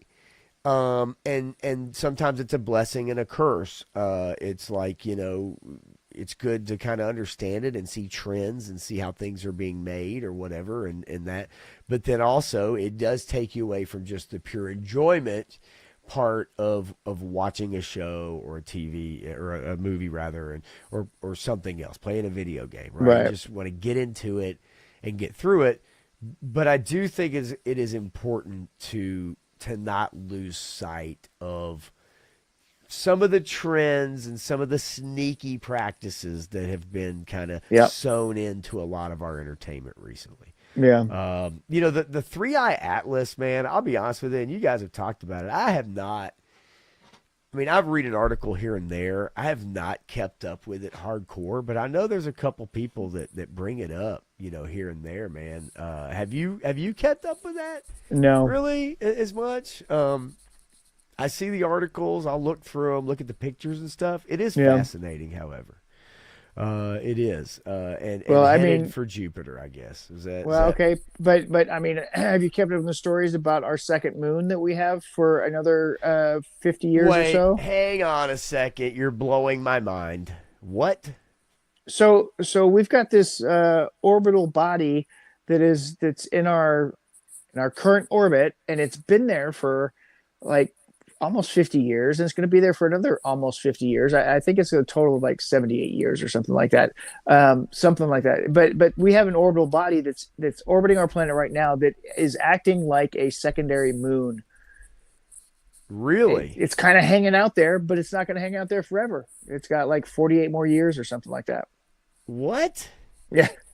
I had no freaking idea. I'm not kidding. I had no idea. It's not big enough to be seen with the naked eye, but it's there, and it is actually causing a gravitational effect, and it's going to be hanging out for a while. And it's a planetoid that's large enough that they can call it a mini moon or something like that. But it's kind of like, larger than an asteroid because it's got a shape to it and everything. Well, I do know there is one thing I know that has a shape to it. It's mini moons. It's been hanging out in my orbit. Yeah, and there they are, right there. This been hanging out in my orbit for a while, unbeknownst to everybody else. Let's keep these two chicks on the side off the screen there for a minute. All right, let's just leave her right there, folks. So it's been around for about 60 years. It's going to be around for about 60 more. So 2083 is when it's going to leave our orbit, and it's a quasi. Really? Moon. It's a quasi moon, as they called it. An asteroid named 2025 PN7. Is what it's been labeled as, but yeah, it's got an interesting effect on things. I'll tell you what else has an interesting effect on things. That's no moon. It's a space station. That's it, right there. That's two space stations. That's two space stations. Stu for lunch. How the heck are you, buddy? What's up, Stu? I can't help it. I'm fucking goofball. Oh, you guys, you encourage me. You know that, right? You egg me on. Hey, that's the chat, baby. I know. Look, I really didn't know about that. Actually, that is complete and utter news to me. Utter being the key word, right? I'm so stupid. Okay, I want to hit up something near and dear to your heart. Okay, and maybe you guys can weigh in on this. This has been bugging me for a long time. And I think it's time we finally put it to rest. I think it's time Marvel put it to rest. And Matthew, I think you're gonna quite enjoy this story here. Marvel seemingly admits defeat on Miles Morales name debate. Officially tag him as Spin in Radioactive Spider-Man. Yep. It seems that they have, instead of calling him Spider-Man now, they're calling Miles Morales Spin. Miles Morales is Miles Morales. Peter Parker is Spider-Man. You know that. I know that. Okay? We know that. Wow. I didn't know if you knew this, but yeah, in the I had heard rumors Spider-Man comic, about 6 months ago. Spin. Yeah, I heard rumors about 6 months ago that they were gonna start calling him something else. Yep.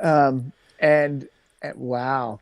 Yeah. That's insane that Gary made such an impact with one simple statement. Fascinating. It pissed off the entire internet.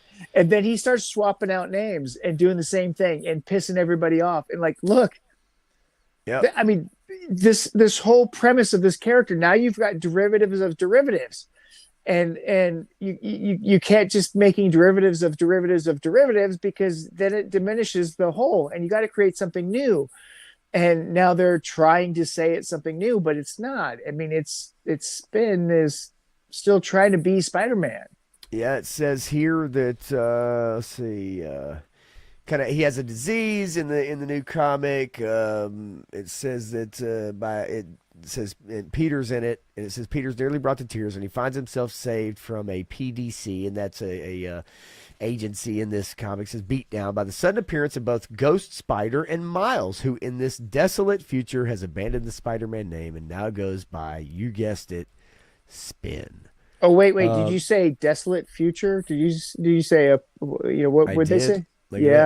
Desolate future. Yeah. I think so in the worst timeline possible, where Cheetos are president. Oh, no.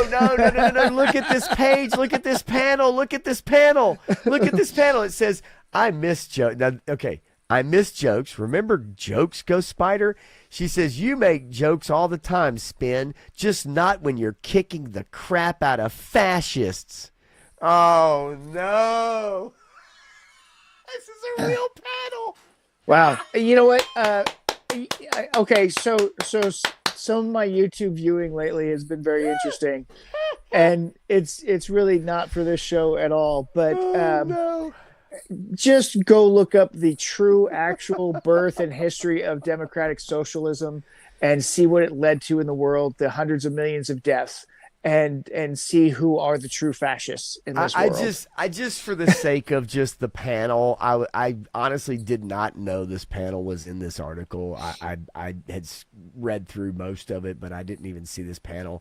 That's hilarious. And it's like, oh God, seriously? Like, is that what we have to put in the damn the book? I mean, really?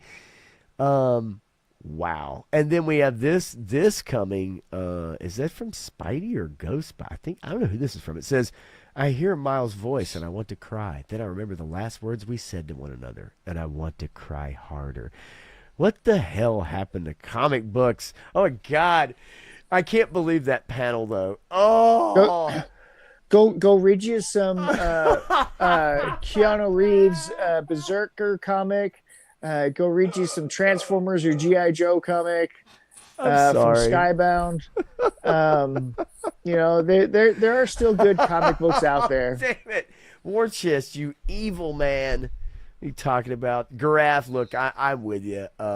It is funny, and I can't. I honestly did not know that panel was in the book. And I thought, okay, a fresh start, a fresh start, a fresh book. And I've heard some of the new Spider-Man comics actually are really good from people that I know read them and really enjoy them. But had no idea, but it does not surprise me with the writers that Marvel's had recently. Not what people want in their comics. It's not. I mean, they're hiring the lowest of the talent, the cheapest of the talent, so they're not getting the highest quality content there. What a surprise! What a surprise! Okay, so I know you didn't get a chance to see it. Welcome to Derry. Yeah, right. Yeah. I know you get to. I will tell you guys that if you are keeping up with it, you haven't seen this episode. I'm not going to spoil this episode. I will tell you, not a lot happens. There's not a lot of action, so to speak, in this episode. There are a couple of interesting situations that are either coming about or that do happen, and they provide some backstory to the town, to a significant character who is kind of significant in the show, but not a main character. But not a lot of action in this most recent episode of Derry. I thought it was fine, but it just not a lot happens, but there is some backstory provided, and for that I'm actually cool with. It gives us some more history about the town. It gives us some more history about Pennywise and those that are involved with him. So for that, I appreciate it. Otherwise, nothing really to note about it. But I'm still enjoying it to an extent. It's lost a bit of steam for me. I don't know for you guys too, but it's still okay. So I still give it a recommend, especially if you are into that universe, if you're into that lore, if you're into the It books and all that kind of stuff, or the movies rather, and the book. Then I think you'll be fine with it. Yeah, and it'll provide some context, maybe if this is actual canon. Now, the one big show that premiered, right? Thanksgiving, or I believe right before Thanksgiving, the Wednesday night before Thanksgiving. Yep. Stranger Things Season 5 scores Netflix's second biggest premiere week ever for a series. It crashed Netflix again. Yeah, and only Squid Game has had a better opening. Squid Game Season 2, which I was disappointed in. I didn't even watch Season 2. Now, also, that's the highest opening. 59.6 million views worldwide in the 5 days after the premiere. The highest opening week total to date for any English language series on Netflix. It actually passed season 1 of Wednesday, right? And is second among shows in all languages behind season 2 of Squid Game in its first week. Yeah. So, Stranger Things Season 5. Have you guys seen it? Because I want to ask that question first and foremost. Have you guys out there seen it? And are you okay with a little bit of light spoiler talk? Or have any of you not had a chance to really dig into it? Let me know before we get started. Eric, I liked Wednesday also. I thought that was a good show. I like both seasons of it so far. I know Clint Jorgensen, if he's still here, he's caught up on Stranger Things. I saw him comment that earlier. I don't know about the rest of you guys, but I mean, I and I don't want to wait because it could be second screen viewing right now. Yeah. But I need to make a sound effect. There you go. Grass is spoil away. I don't have to watch it. 3 Star says I haven't watched any of the show at all, and I know you don't have Netflix, but I know again with other ways to watch stuff. Yeah, I I sometimes kind of people figured find that our other ways. audience is okay with spoilers because they Yeah. want to hear what we think about it and dive into why Okay. we think about it before they jump in. Because honestly, if it's good, it's not going to ruin the story. If it's not good, well, then you may just pass it on. Well, Ronnie kind of hits it on the head there. Yeah, no kidding. 25, and the guy who plays Steve is like 33 years old. Yeah, I mean, He was 23 when the show started. I mean, old Horseface is married and stuff now, isn't she? Is she stealing stuff? I don't know. No, I know, married. Oh no, yeah, yeah. Never mind. Yeah. I mean, yes, she is. She has a baby. Oh, gosh, I mean, Yeah, she has a baby. wow. You talking about Elle? Yeah, Okay. it's crazy. I mean, she does not look good in this series. So I have, if any of you remember season 4, all right, holy moly, Nancy needs some a cheeseburger. Like let's not kid ourselves. And Well, I mean, Joseph, I'm the same way as you. Real quick, is that sometimes spoilers makes me want to tune Yeah. into something because Yeah, I don't know all the context, and it's Right. like I'm fine. It's most shows nowadays you can see where they're going. You don't they spell it out for you. It's not like you're like, oh, I'm ruined forever. Yeah. So Eric, I thought he was talking about Sarah Jessica Parker. No, I wasn't. I was talking about Elle. And then for some reason I put Winona Ryder and Sarah Jessica Parker together, but it's because they're roughly probably the same age. Okay. Yeah. So I have some thoughts. Oh, go ahead. Yeah. No, go ahead. I was just going to say season 4 ended with the town of Hawkins being ripped apart. Yep. Okay. Ripped apart by Vecna, or at least the Upside Down. The town has these tears in it that lead to hell or wherever.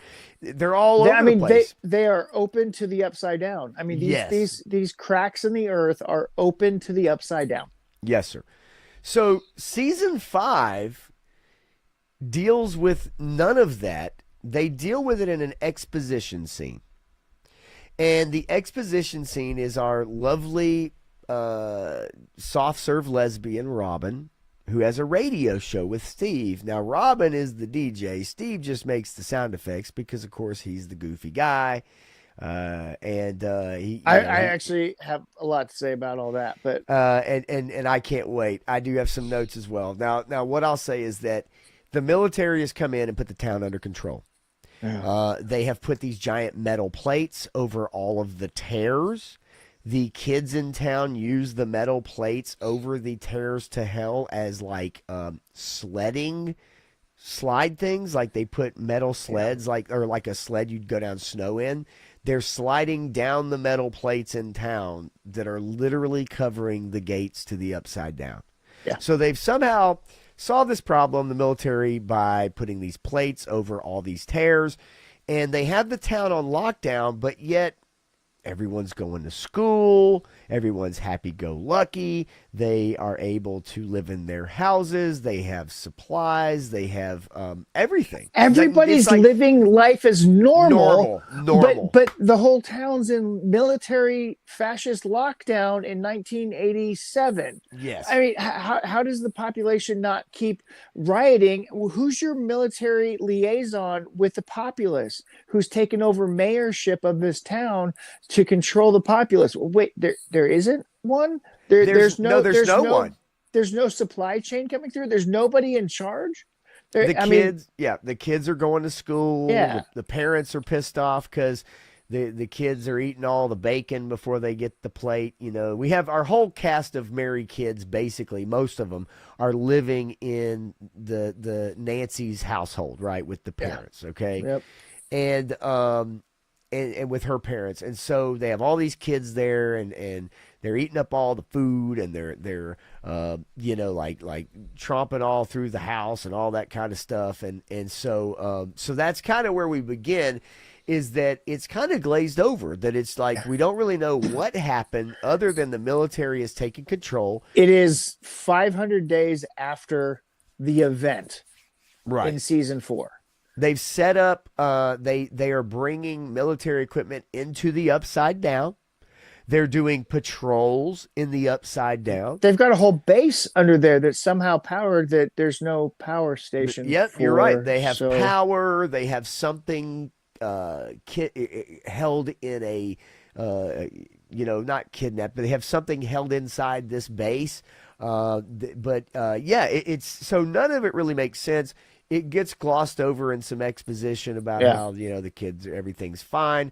But what we find out is that the main characters, and Hopper in particular, has been doing what they call a crawl, which is he hops in the back of a military vehicle when it goes into the Upside Down, and he goes and he checks off a different grid each time, looking for Vecna, the big bad.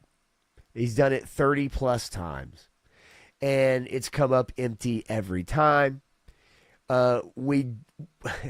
We get a wonderful Rey Skywalker training montage of 11 jumping and flipping and like doing all these power things, and it's really goofy. And she doesn't know how to run, by the way, the actress Millie Bobby Brown. Yeah, she not so much. Just doesn't know how running operates, so it's very weird looking. But all of our let's see. Yeah. Okay. So all of our characters are kind of, trying to find Vecna, right? Yeah. The military's taken over, but it's not like anybody's on lockdown. Hold on a second. They're trying to find Vecna, but they're going to run away if they find him. Yeah. Hopper says, if I see him, I'm going to run away. Yeah, right. So basically they're flipping over tiles, but it doesn't really freaking matter because if they find Vecna and run away, he's not going to be there anymore. Yeah, because if you have to come back, then obviously you've marked off that zone, but that doesn't mean he's going to hang out there waiting on you. Like doesn't mean he's not going to go back to it. Now, also in the town, we have children who are seeing imaginary friends. Yeah. They are being told by an imaginary friend that there's monsters afoot. Yeah. And what does the invisible man call himself? Mr. What's It? Mr. What's It. And what's the book? A Wrinkle in Time. A Wrinkle in Time is the main book that they focus on. There's a lot of Easter eggs. There's G.I. Joe posters on the wall and lunch boxes, which is like the coolest thing about the show. But A Wrinkle in Time, and I wonder if they're Winfrey taking it from movie, I was going to say from the Oprah Winfrey movie. Yeah. is a major focus. So we understand by them focusing on this book that time travel, something has to do with time or memories, some kind of time travel of some kind, right? Well, we kind of knew that because when we learned more about the Upside Down was stuck in time. It was a specific moment in time, and it didn't ever leave that one moment. But now it seems like it has. So, let's see. I just texted my buddy, hey, I'm actually streaming right now. Okay. So immediately right off the bat, there's just some basic issues, right? You're like, how did all this happen? How has this all come about? They don't really, they just kind of gloss over it. They give you exposition for it, which I really, really hate. But also, yeah. Hey, hit it. I'll talk to you tomorrow, I'm sure, and I'll definitely check in on you and Crow on y'all's show tomorrow night. Y'all go check out 3-Star and Crusty Old Crow tomorrow night with the Backyard Battlefield. So you have these children that are like telling people they're seeing imaginary friends. No one. This is no big deal. Now they know all this shit. These parents. People know crazy shit's going on. No one bothers to even give a shit about children seeing an imaginary friend who's supposed to save them from monsters. Monsters, yeah, there's monsters out there. Your world was just ripped in half, and you have a military suppression unit, and you're not worried about your children talking about monsters coming to steal them off in the night. You don't give a shit that they're talking about monsters. Oh, that's just their imaginary friend. The military's taking care of all of that. What fucking world do these people live in? I mean, come on. You're sitting here telling me that all this is going on, this world-changing, mind-blowing bullshit is happening, and you're not going to open up your mind and think, wait, they're talking about monsters.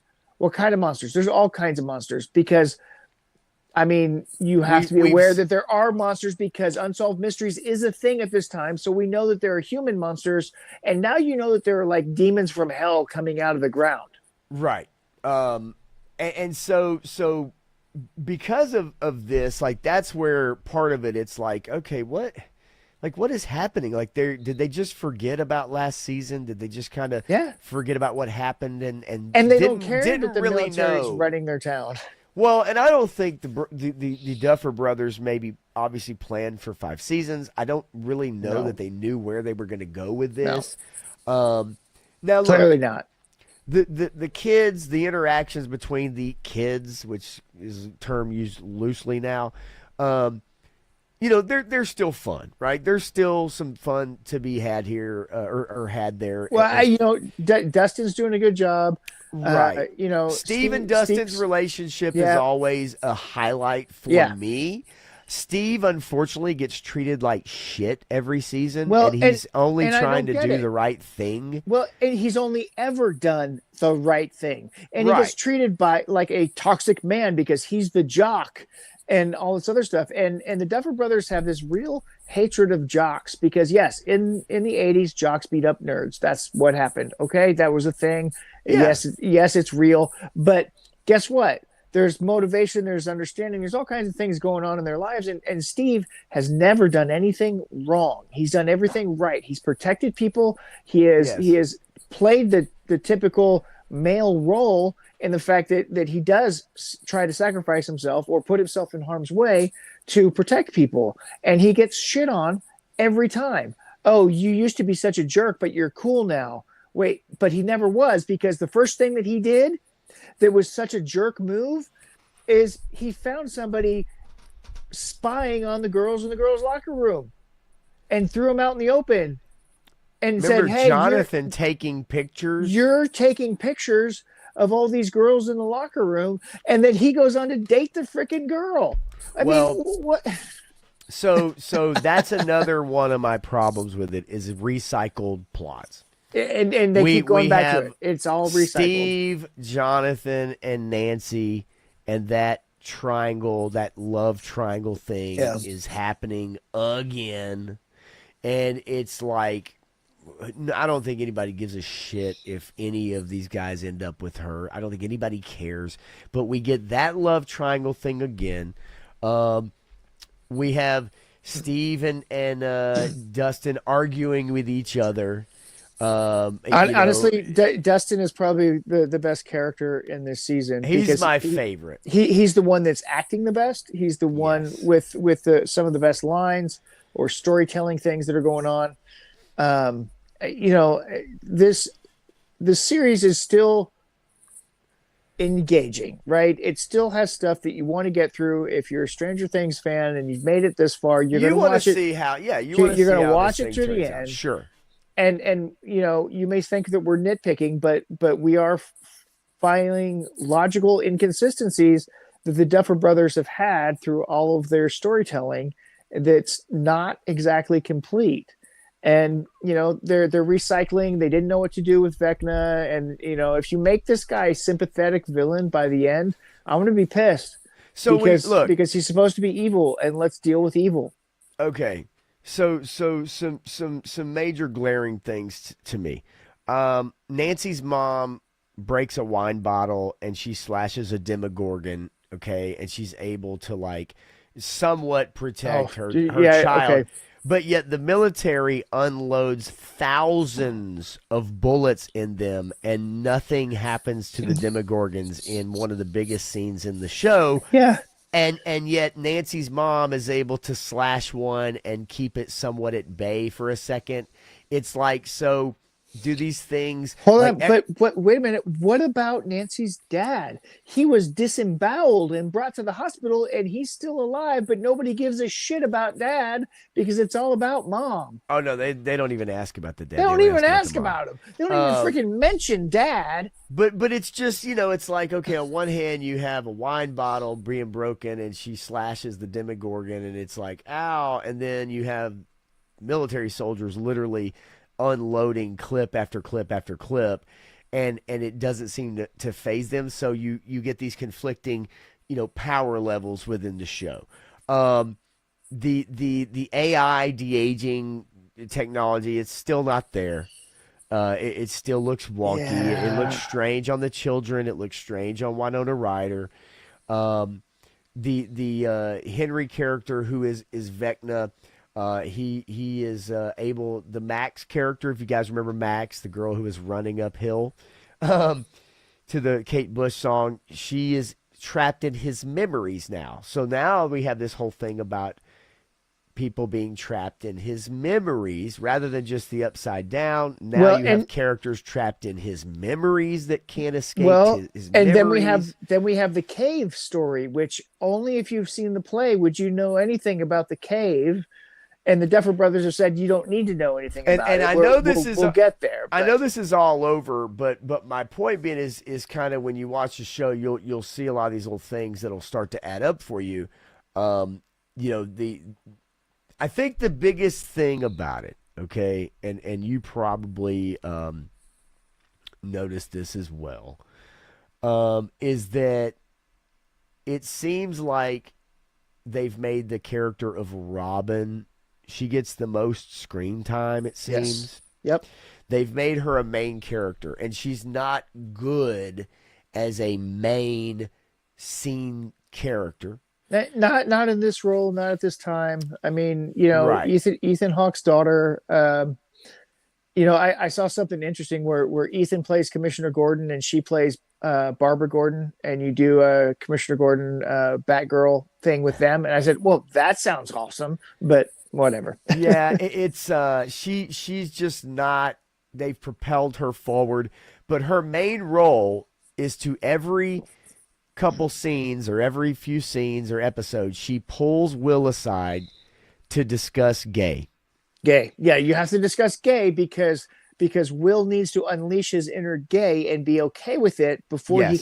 he can realize his full power potential. Because if you watch those scenes, until he accepts his gayness, he cannot do anything in the show.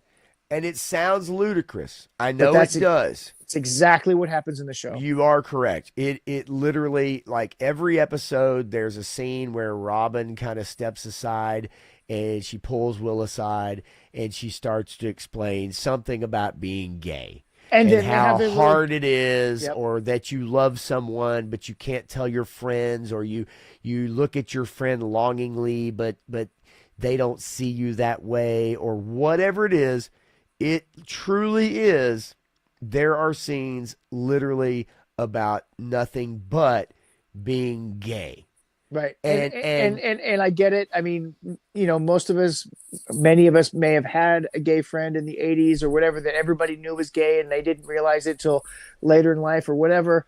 But quite honestly, Eric, that's exactly what we're talking about, is that until he accepts his gayness and says that, okay, I'm gay and people will accept me, boom, he has his full access to his powers and he can control the Demigorgons. Right. And again, I know it sounds, I know a lot of you guys are probably like, oh, here they go again. No, it honestly, the show makes the whether it's a metaphor or whatever, it goes out of its way to tell you about these two characters, how gay they are, okay? And you can't truly be yourself until you're okay with that. Right. And you're right, Matthew. The culmination of that at the end, Will unlocks his powers after he remembers the talk that Robin has with him. Yep. And what happens when he remembers the discussion he had with Robin? He goes back through all of his memories and he realizes that I can't think of his name right now, but he's in love with his best friend. He suddenly realizes that he's been in love with his best friend Mike. Mike forever. He's been in love with Mike forever, but based on the conversations that he's already had with her, he knows that Mike will never return that love because he doesn't feel the same way, but he accepts himself for who he is. And at that moment, he opens up and controls the Demogorgons. It wasn't because his mom was there. It wasn't because his mom was getting ready to fight the Demogorgon on her own, empty-handed, basically. It was because he accepted his gayness, that he could access the Demogorgons and control them. And he has the same powers Vecna has. He is Vecna. Yes, he's super powered. He has powers like 11 and Vecna.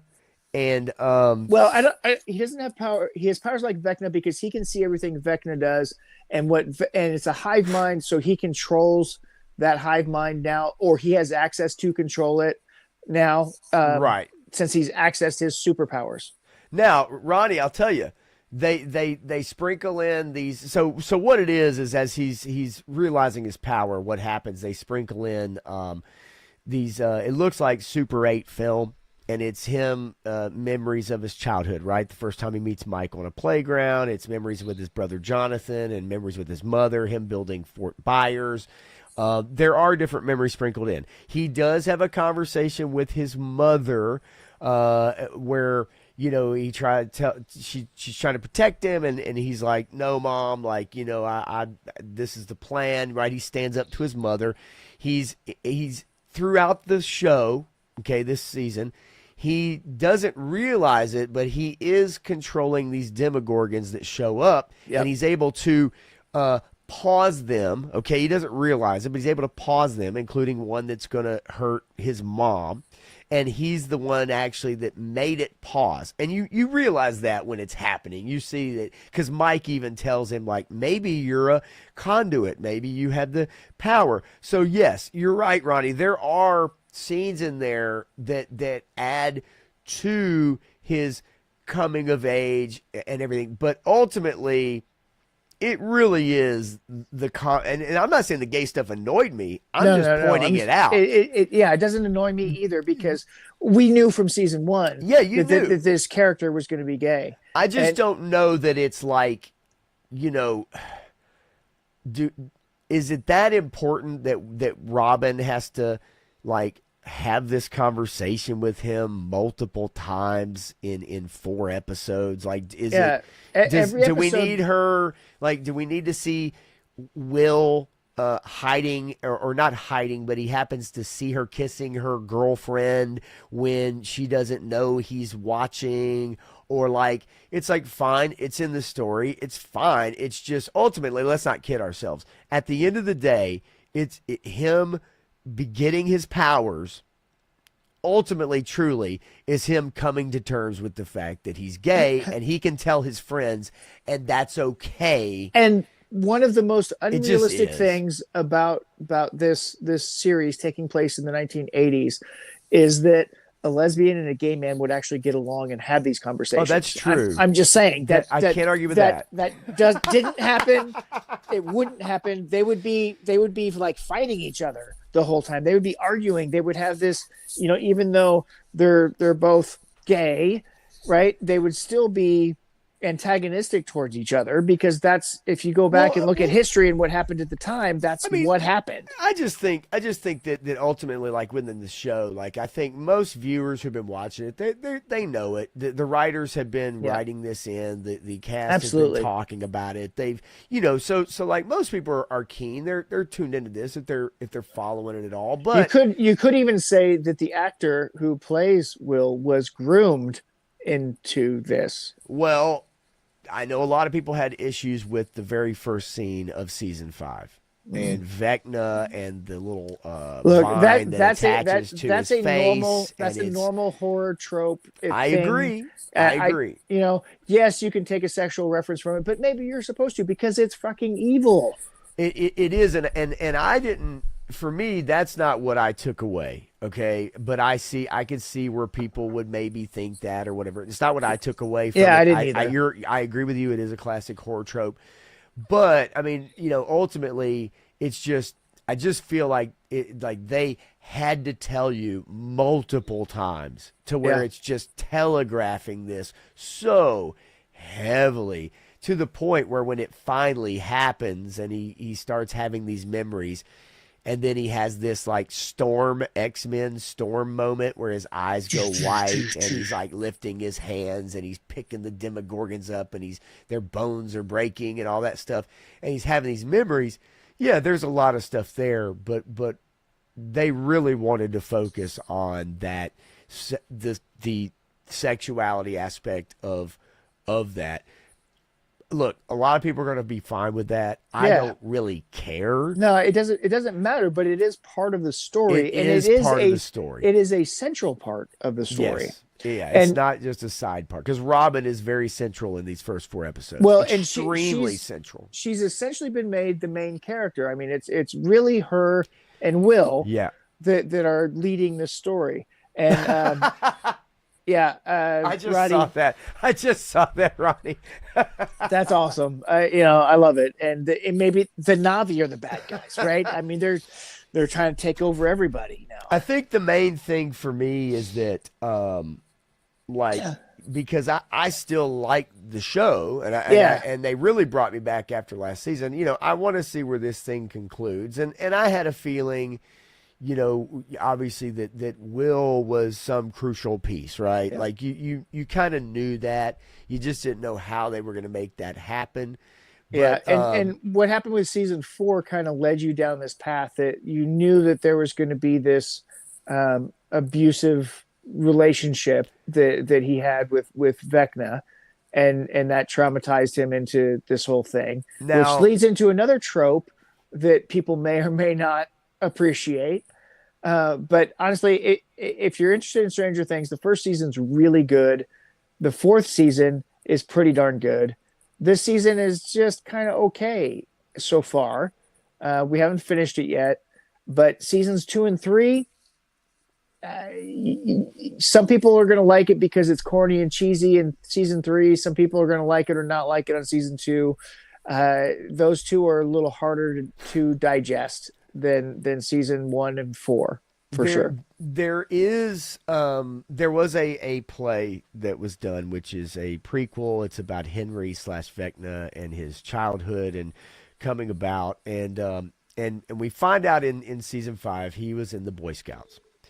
And there is, in one of the scenes with Max, where she's talking about kind of what happened to her. She's still in a coma, by the way, but she meets this girl who gets kidnapped. It's the younger sibling of Nancy and Mike. Yep. So Max is in the scene. She's explaining what happened, and she was running through memory after memory after memory. And those scenes are cool. They're cool. She comes upon a cave in one of these memories that she decided where it would be her hideout, where the only place she felt safe. And the reason she felt safe is because she was being chased by Vecna. She came upon this cave, and he got to the entrance of it, and he stopped, and he got very scared and very afraid. Now, this is something I am concerned about.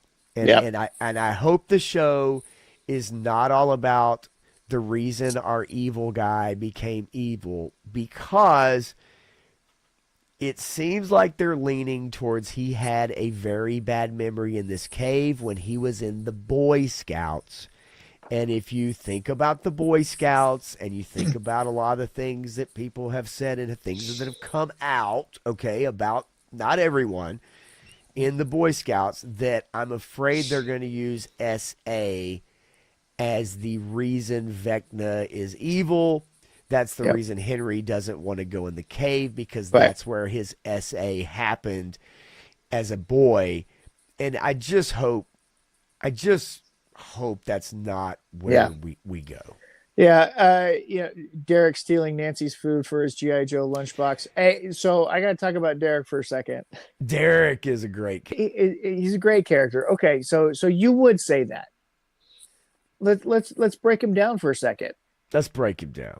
Yeah, so he's the overweight, kind of bullyish nerd kid coming from the rich Republican family who has everything. And then you don't give a shit about any of them, but he's a useful idiot that they're going to use for their plots as they go through, and he gets to connect with the other kids to get them down so they can rescue them from the military, right? But I mean, let's think about this. The white rich Republican family with all of the GI Joe toys and Nintendo and all this other stuff creates a fat, slobbish jerk of a kid who they're gonna change, right? I mean, they have all kinds of baggage that they're throwing in this TV show that is out there.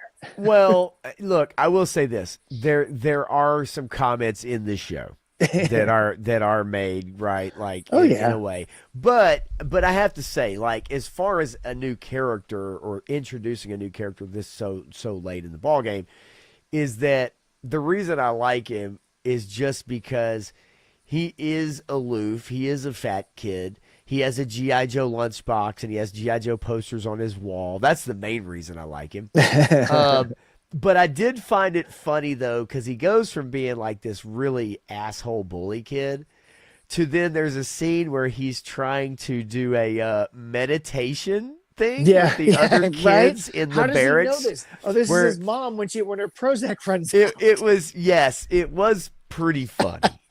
Right. No, there's some good moments. And so, look, there are some I will say this too.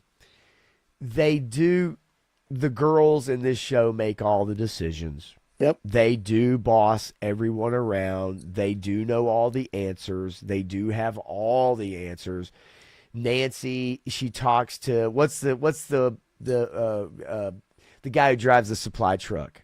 Well, I thought he was the Russian guy, but yeah. No, he's got his name's on the tip of my tongue. Not Marty. It's damn it. Sure, why not? We'll call him Marty. No, it's he's the guy that Nancy and Jonathan went to go see, who's the conspiracy theorist guy. In like season 2 or whatever it was. He's absolutely hilarious. Why his name is escaping me, I don't know. I wish somebody would put it in here. But anyway, so he's in it too, and he's delivering supplies. He's bringing stuff for them to use, and there's one scene, Nancy just like gives him and Steve and Jonathan the business when she's leading the charge to use a gun and like shoot a tracker to figure out if it would work or not. Murray, that's right. Thank you, Jack Gonzo. And so like, Nancy becomes a girl boss, Robin, becomes a girl boss in a way. And mom's out there making all the decisions. Nancy, it is especially Nancy though. Like Nancy's character, they just completely, almost like she is the general. Change her character. She is the general, right? Yeah. She's ordering the troops. She's getting the supply orders. Yep. She's distributing the supplies. Yeah. Now we haven't talked about Linda Hamilton or what's in. Oh God! Episode 4. Linda Hamilton is in this show, and she looks like a wrinkled nutsack. I'm sorry, it's awful. Look, it's awful. I heard her talk about it. It's like awful. this is who I am. This is what I look like. I didn't want to change any of that, so I'm just being me. I'm sorry. I said it. I stick by it. So this is Dark Fate Sarah Connor. It's the same character. Oh yeah, she's terrible too. So she's over the top. She's military villain because the military are the bad guys. Honestly, the military are considered the bad guys in the show. It's not even Vecna. They definitely are portrayed. As a matter of fact, Hopper and 11 come upon them. There's a capture scene. There's the military are very much bad guys in the show. You've got to pay off something that happened in one episode, one really bad episode, and I Oh, forget which season it shit. was. Season 2. Yeah, so season 2 is the worst season that there is, but there's a whole episode where 11 runs off into the wild, goes into a city, and finds one of her other people that had been manipulated by the military and the government. And that person comes back in episode 4 of season 5, and is kind of the basis for what's going on right now. So it's 8. You know, if you remember Yep. when Elle strikes out on her own and she meets that band of like crazy, kooky, punk kids, right? And she's friends with them, and then she realizes they're going around doing bad stuff, and she can't Yep. do the bad stuff with them, so she ends up leaving. But remember, the other girl has powers. Right. Well, ultimately, you find out in this upside down base that Linda Hamilton's character has been keeping this chick hooked up, and I guess they're using her to either ward off Vecna or to try to figure out how to find him or whatever. Maybe she's the power source for the whole base. Maybe, because I don't know. There's no telephone poles down there, and they didn't have underground utilities back then. So, Yeah.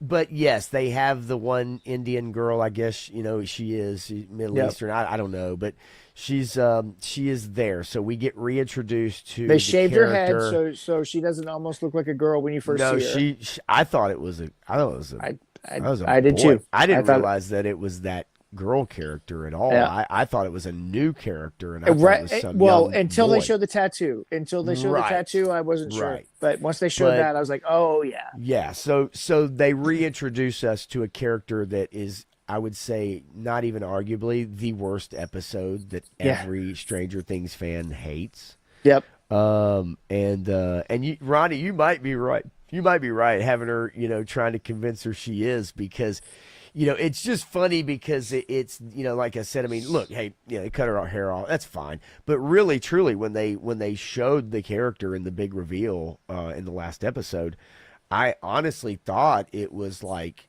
not, I didn't even think it was that person. I thought it was a new character, and it was some other guy Yep. that they had hooked up, and they were going to introduce us to a new character. And then you find out that through flashback, it's like it shows the moment where she hugs her. She calls her sister. Remember Right. that? She calls her Yep. sister.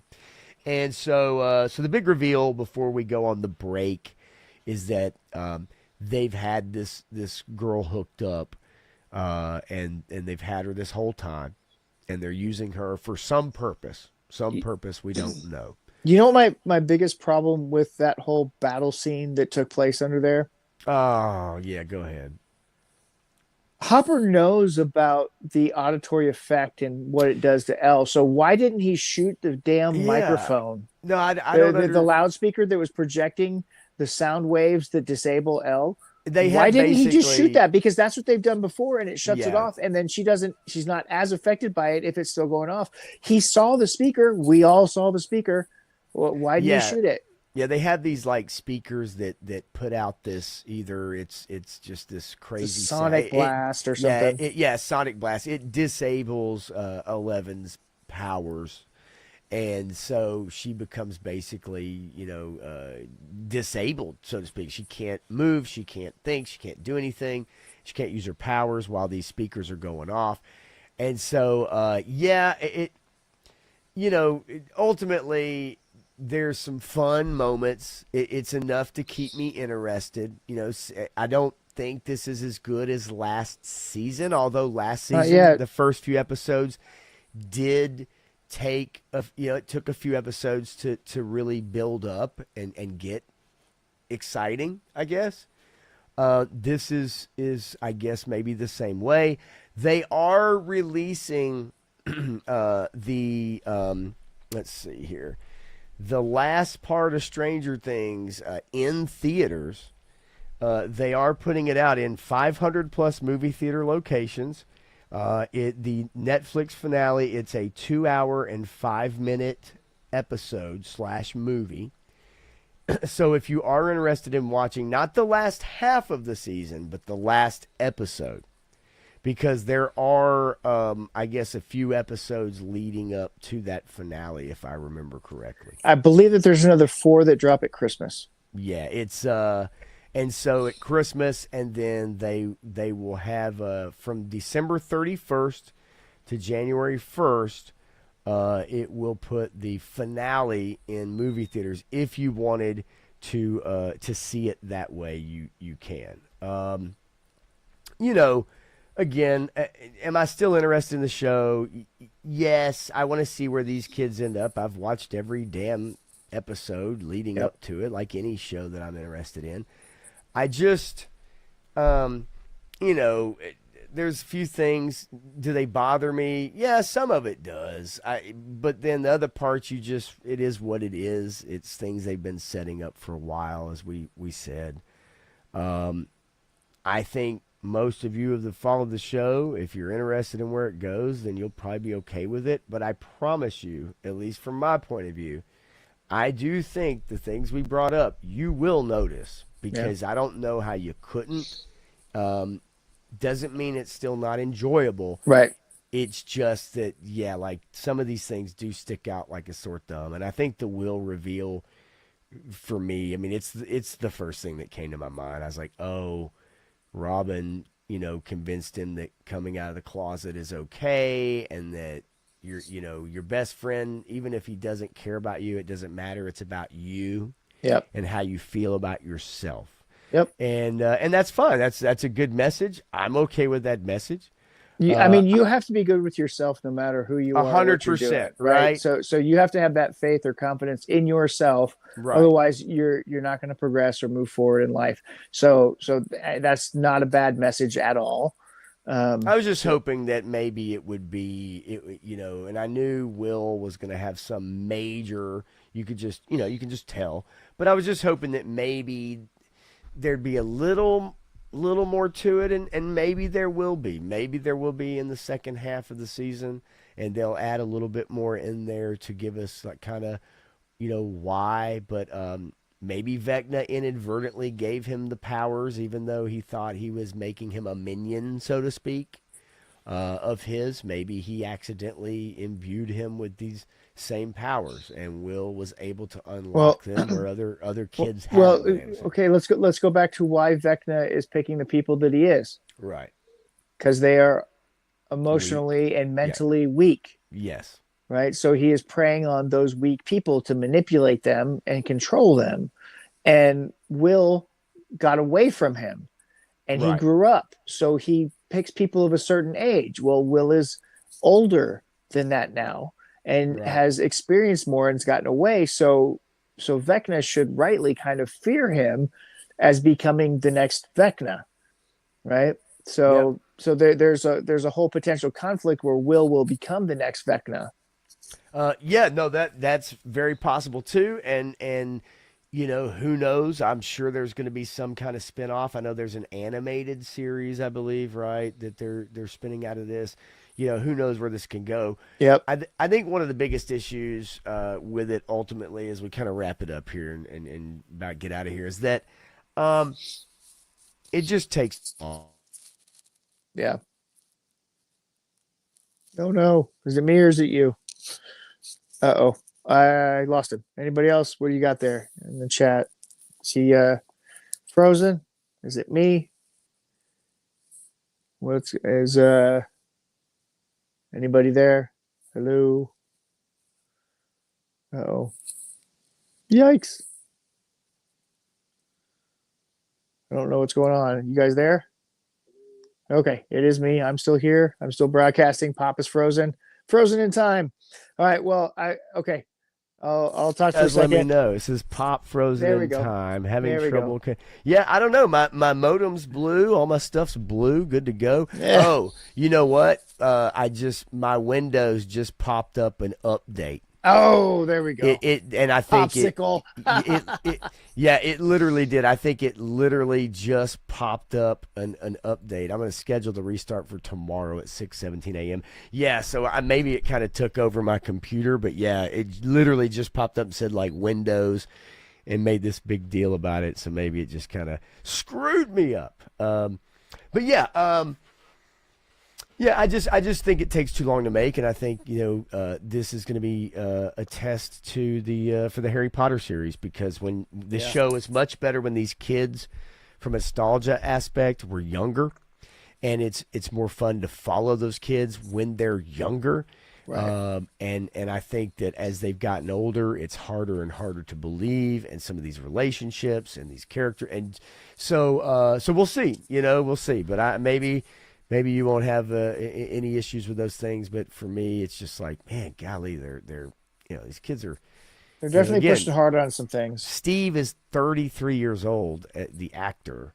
Yeah. And he's playing a guy who just got out of high school practically. You know what I mean? Like it is difficult. But anyway, I don't know, man. We'll see. Like I said, still like it. Gonna follow it, gonna finish it. But there are some things that just kind of stick out. But maybe your mileage will vary, folks. That's all I gotta say. Yeah, Stu, I think the key is to film as much as you can. The problem is that children, kid actors can only work so many hours. Yeah. And that's difficult to try to do multiple things back to back to back like that. So, but the Harry Potter series, it's going to be interesting to see how they combat this, because it's going to take many years to make that show. Well, they've got 7 years of storytelling to do, and it's going to take them 15 plus years to do it. So that's kind of a challenging task there. Yep. Yeah, I agree. So yeah, man, look, I guess we need to wrap it on up, man. It's about 11:30 Central Standard Time. Time to get you off to dreamland. What you got there, man? So this came in the After Action Report Series Command Files Volume 2 Support Elements. This series goes through all of the characters in G.I. Joe. It has an entire page on there of military ranks, and you can't really see it, but Joes by grade. So each book will have every single Joe listed by their military grade, by their pay grade, as you go through there in the back. And then it also has Joes by birthplace and state. And so every Joe who's in this book will have their state listed out as where they were born, even if it was overseas. And then there's another one, first appearance. And in first appearance, it says comic book or cartoon. So it has all the listing for every single G.I. Joe character in these two books. Only the Joes. It doesn't have the Cobras, so he hasn't done it for the Cobras yet. But it's got all of that. This is volume 2, which is support elements. The first one was the bigger one. And then, let me see. There's one more thing. Where'd it go? Oh, here it is. Find it. It's there. It's right here. So there's this poster came with it. And this poster is the official command structure of the G.I. Joe team, and where everybody falls into it with their special groups, and then where it leads to. And so this is pretty awesome. It does a little retconning a little bit, because it's got Joe Colton as the top, and then Flag as Brigadier, Hawk as Major, Payload and Keelhaul. They're all across the top, and then everything branches out from those people there. And then Hawk was always the commander, and Flag was the one who set it up, and Colton actually came in later because he was part of the adventure team. He was kind of like behind the scenes type of thing. But it's really cool series that they put together. They've got all of the comic books listed by series. So they've got the original Marvel run, they've got Devil's Due, and then they've got IDW Larry Hama. He hasn't done IDW or Skybound, not Larry Hama books. But then he did a special issue with issue 21, and then I'm actually in that issue also. And then the Command Files 1 and 2. And now he's got a trivia book, a G.I. Joe trivia book that's on Kickstarter now, where you can play like Trivial Pursuit with the G.I. Joe facts. So nice. Lots of cool stuff there from the after action report people of Robert Taft and Josh Egbean and a couple others. There you go, Ronnie. There we go. Look at that. Well, I guess that'll about do it. Nice pull there, buddy. Nice pull. So let's see here. Yeah. They went well. Eric. At least from what I was hoping for, I can tell you that much. I don't think anybody wants someone representing them who actually hates where they live. But Yeah. those are not my words. Those are hers. I was surprised that she tried to get away with convincing people. I didn't say that. I was like, but you're on tape. It says it right here. You said this. Interesting times, man. Yeah, no kidding. Times, to say the least. Well, let's see. I guess I don't have anything really going on. I think until Sunday night, I'll be back with another Unfiltered, and then obviously next Tuesday night. I am assuming you've got some more photos coming up on Instagram that most everybody knows Every day where to find you. Every day. I've got today was a picture of wetsuit.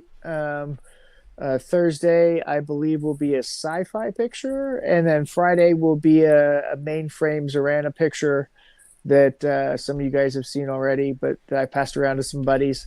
And then going on from there, I've got collabs and everything else happening. So this Saturday will be an evil barbarian collab. So the barbarians doing evil things. Okay. So we'll see what how that turns out. There's going to be a lot of interesting things, from barbarians carrying off slave women to capturing children or doing other things. How dare you? How dare you? Well, sweet. Well, cool. Well, I guess we'll see you guys next week. And I'm sure we'll see you in the chat rooms for various shows for sure, man. Thanks for hanging out tonight, Matthew. Definitely talk to you soon, buddy. All of y'all have a great night. Thanks for tuning in, and we'll check you out in a few days. Appreciate it.